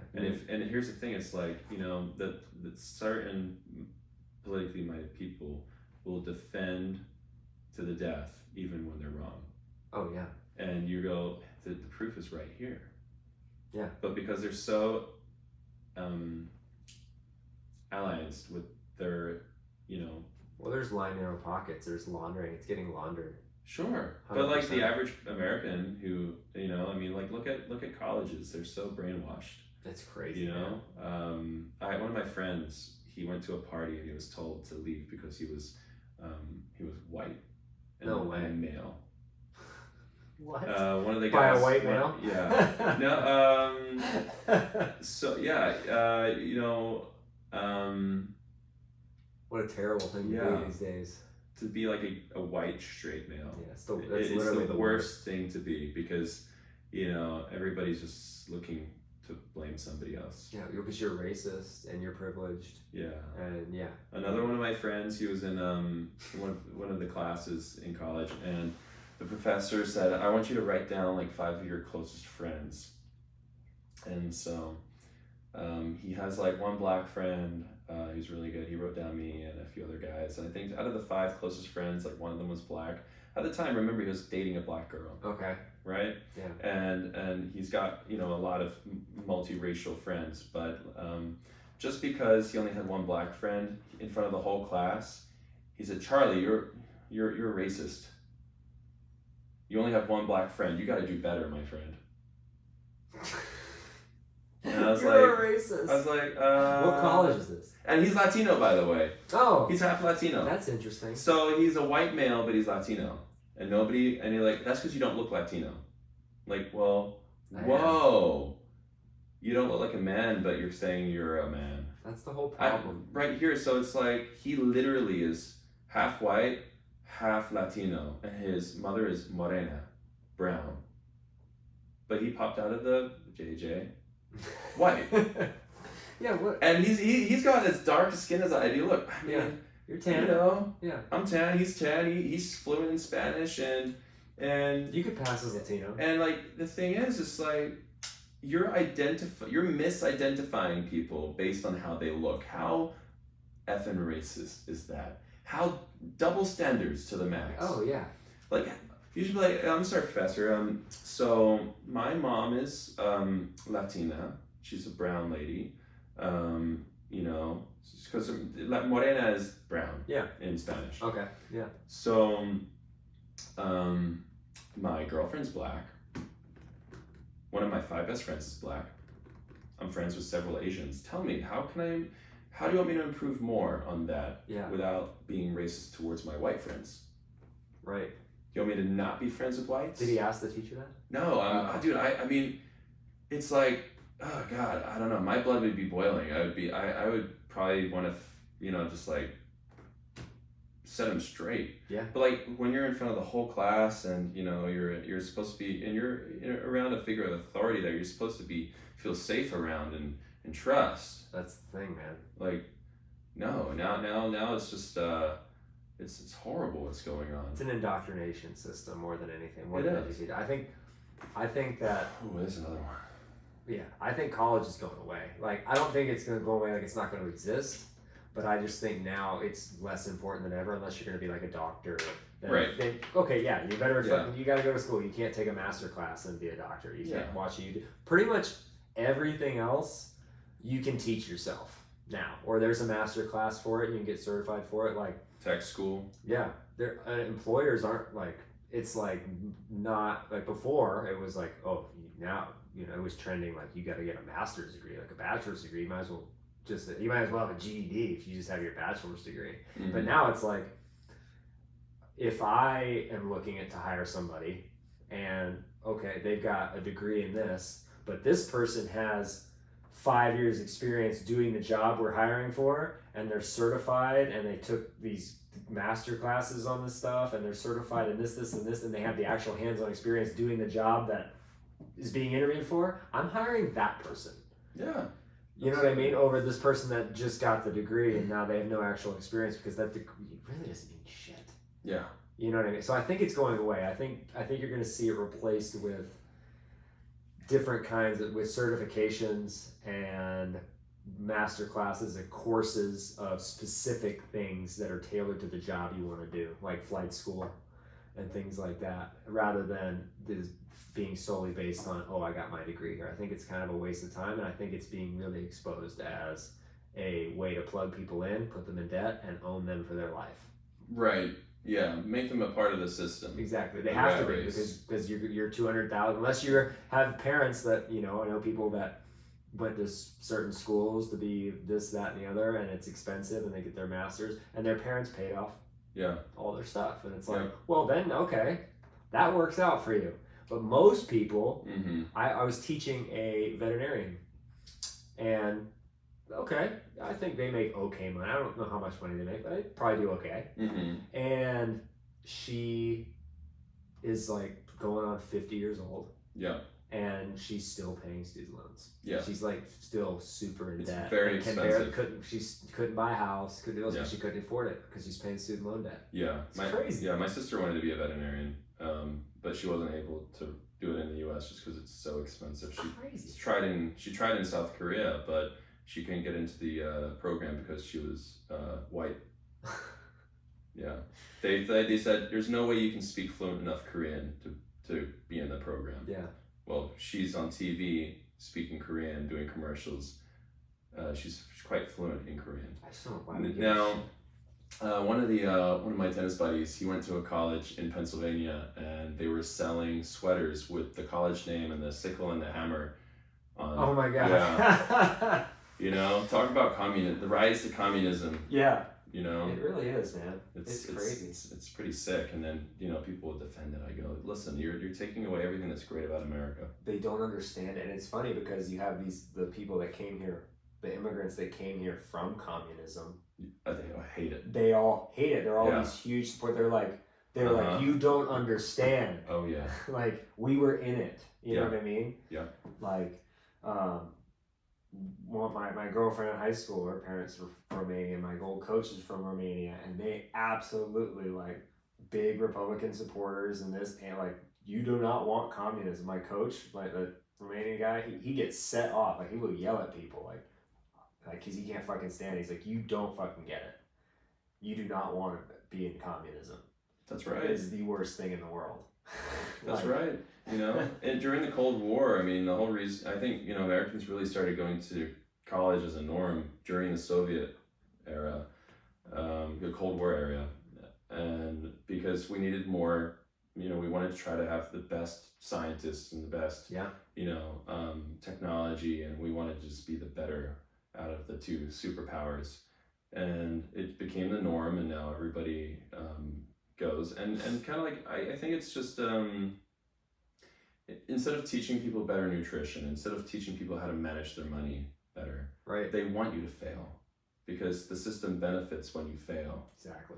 You know, you default on debt, well then, you know, then the banks can default on the debt. If you're owing a lot of money, you're paying interest. Yep. Then the bank has, you know, they want to that's the only way they make money. As many aspects of your life as they can. Yeah. And if you're too busy worrying about surviving and watching the Super Bowl, you're too busy to know what the hell is actually going on in the world. Right. So by all means, watch the Super Bowl. Right. But like, you know what I mean? Maybe not the halftime show. Yeah. But, oh god. You know. But it's like, yeah, why? It's just, just look over here. watch this shiny thing while we do this, right? Yeah. You know, and get away with it again. Just know every time that something's on the TV, you're being distracted. Yeah. From what actually is happening. 100%. I can't stand TV. It's funny because like we'll watch shows and whatever, but there's some good ones out. It's mostly trash. But every once in a while there's a good one. Or me and my wife watch a show. Like that's good. I haven't watched TV news in a long time. You know, I watched the election on it just because they were covering it. Mm-hmm. But just to see it covered, that was the last time I think I watched like TV news, because it's just, even Fox, like, doesn't matter what side, it's all garbage. It's all fake. It's all paid for. It's propaganda. It's bullshit. So X is the place, but I like watching. You know, I might try X again. If you can recommend a few things to me, yeah, then 100%. You know, I'll get on it. Yeah, because it's literally, man, you can find whatever you want. Like it's not bullshit. Like either side of the aisle. You know, people will say, oh, it's a right wing app and all this kind of stuff. Well, if you're looking at right wing stuff, the algorithm starts feeding you more right wing stuff, but it's not. The truth is there. Like if I want to know something, I pull it up on X. That's right. I don't look at anything else for news. Yeah. And you can find, and then you can go, and the community notes thing. You know about this? I don't. It's a game changer. So before, they were censoring information, like Facebook would pull it down if you posted something about COVID, right? That didn't go along with the narrative. They're pulling it off Facebook and stuff. And Twitter was doing it too. Like the Hunter Biden laptop, all that kind of stuff. I don't know if you knew about this. I did not. Oh yeah, like the Hunter Biden laptop, they had that all before Joe Biden got elected. And if you talked about it, you got banned, and they took it all down. They actually suppressed the information. It's been proven. It's not me. It's not a conspiracy theory. They suppressed this information from us knowing it to influence the election. And control thought. So Elon Musk buying Twitter and making X really is why we are where we are now, and it really, like, I think, was a huge factor in saving America. But community notes is what they really did. And I think Facebook now is going to try to transition to the same thing. Is they have these people that get certified, and it's like, so if something gets posted and it says whatever, if it's not right, it gets community noted, and then it puts up, this is not what happened. This is what's actually true, and here's the links to the sources to show you what actually happened. Oh, okay. So it like, I think I know, yeah. So you can look through and you're looking at something, you're like, oh no fucking way, this happened. It's like, no, actually this is from video from 5 years ago of a plane. I've seen falling out of the instances sky. of that, yeah. And you're like, oh, okay. Mm-hmm. But it's amazing. It's like, thank you. Yeah. You know what I mean? Like, at least we fucking know. And if I want to know something, I can put it in there, and it's not going to get taken down. If somebody wants to be a racist, they can be a racist. If they want to do this, they can do that. It's fine. That's fine. It doesn't have to be me, which is the way it should be, right? You can think what you think. I think what I think. That's it. I don't care what color somebody's skin is. I could give a shit. Do I think racial humor and all that stuff is hilarious? Absolutely, I do. I'm not going to hide it. I love that kind of stuff. I think it's fucking hilarious. It doesn't mean I'm a racist to think that's funny. It's funny.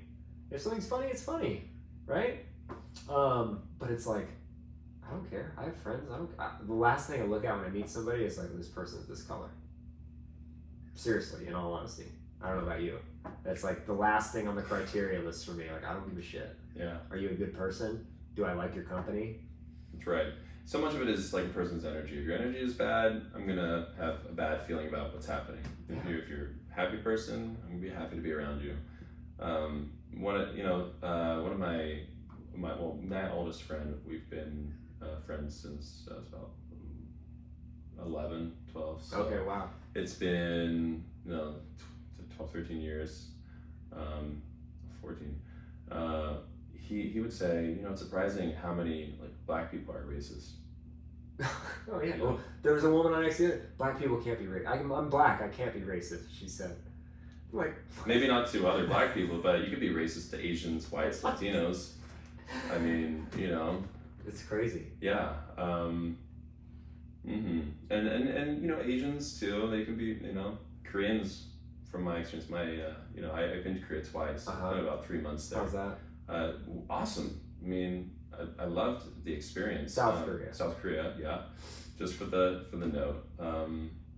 And they have a tough history with the Korean War, They might not have experienced, you know, the best of people to come over, but they did get their asses saved.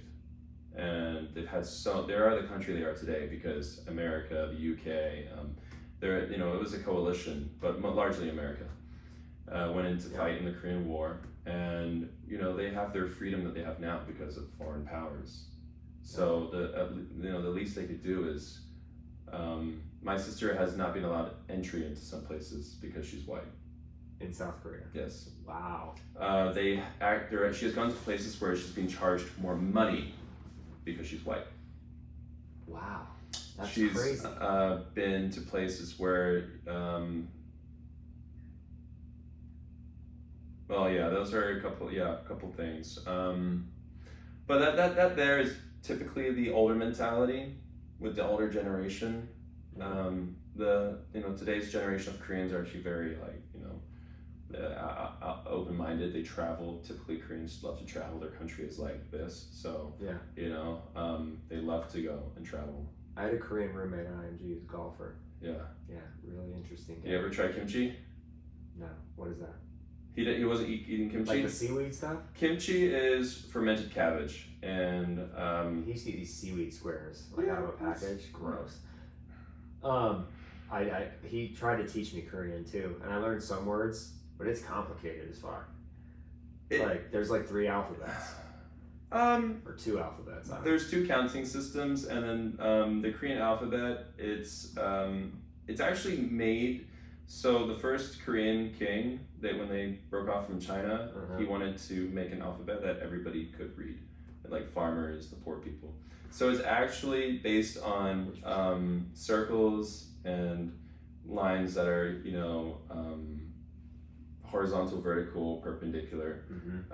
So I picked up reading Korean pretty well. Really? I think it just takes the desire to learn it, Right. So when I was in Korea, I just learned to say basic things like 안녕하세요, 저는 선입니다. 저는 테니스 선수예요. 영국 사람이에요. So I'd say like, hey, my name is Samuel and I'm a tennis player and I'm from England, or just simple things like that. Yeah. You could say 밥 먹고 싶어요, which would mean like I'm hungry. That means like I want rice. And so just picking up a few things like that tends to help like ease people a little. And I met a lot of great people there. But yeah, sometimes you'll come across someone that gives you a bit of 외국, foreigner, Yeah. And then you kind of quickly realize you're not welcome and you leave. Yeah. So, but yeah. The funny story about that kid real quick, and then we'll wrap this up. So one time I come back to the dorm and we had like 2 bedrooms and a common area that we all hung out in, right? And the golfers were there were 4 golfers in the other room and then 4 tennis players. And I come back from practice one time and he's in there and he's like getting ready to cook something in the little kitchen we had. And because we weren't there, had the conventional dorms at the time, and over in the villas, they had like one of the villas, they had it for dorms, because there were so many kids. So we were in these villas over here, so it was actually better than the other dorms. It was actually kind of nicer. But anyway, I come in and I'm like, "What are you cooking?" And I go look. He's got a damn turtle in the sink, a live turtle. And he went over the lake, one of the lakes, and pulled a turtle. And he's like, "I cook soup." I'm like, "Fuck you are! Put that thing back." I was like, "That's disgusting. You're not cooking this turtle in here." And I made him freaking take it back. Like, are you kidding me? This guy's about to cook turtle soup with a turtle from the little man-made pond. Yeah. I was like, I get it, but not here, man. We don't do that. Like. Yeah. I wonder how many times he's done that. I was like, what are you doing? This is nuts. It's one thing to catch a fish out of the lake. But Yeah, it's another even thing. still. Oh. Yeah, out of that lake. On a man-made little pond over here? No way, man. Yeah. I'm like, put that turtle back, dude. Like, no. Are you kidding me? Like a box turtle. I'm like, get out of here. Oh no. It was like big too, Like it wasn't like a tiny turtle. He like carried. I'm like, how did you even carry this back here? Because it would have been across campus. Wow. Did you put it in your bag? But that's crazy. That's a good thing about tennis, though. You get to see a lot of cultures and appreciate a lot of things. You do. And it's really great. Yeah, it's an experience that I am indebted for towards my parents for for giving me the opportunity to learn, play tennis, travel the world, and it supports me now. Yeah. So, like we said earlier, it's crazy how successful we can be just by knowing how to play and teach tennis. Right. So it definitely opens up a lot of doors. Absolutely. And the network it comes with and everything else, people everywhere. I wouldn't be here right now. Exactly, right? We happened to run into each other the other day. It was great we set this up. So if people want to get in touch with you, what's the best way if they want to take some tennis lessons or they want to learn more about flying, or what's a good way? What's a good plug here? You don't have to I wouldn't give out your phone number, but... Right. I would say that you could probably go on Instagram and type in Apex Tennis, and it's got a couple APEX? Yeah. Okay. It's got a couple, underscores in there. Yep, Apex_tennis_. That's my IG. And, if people are just, curious, they can always reach out to me. My schedule is pretty packed, Sure. So I usually say to people, I'm like, let me know all of your availability, and if I have something open, I'll let you know. But okay. Generally, you're a high demand guy. Here for the conversation. I appreciate it, man. I really appreciate making the time. Thank you. It's been a pleasure. Yeah, absolutely. Guys, as always, thanks for listening, and remember the shop's live. All proceeds from merch sales go to veterans to help veterans. So appreciate all that there, and thanks for listening.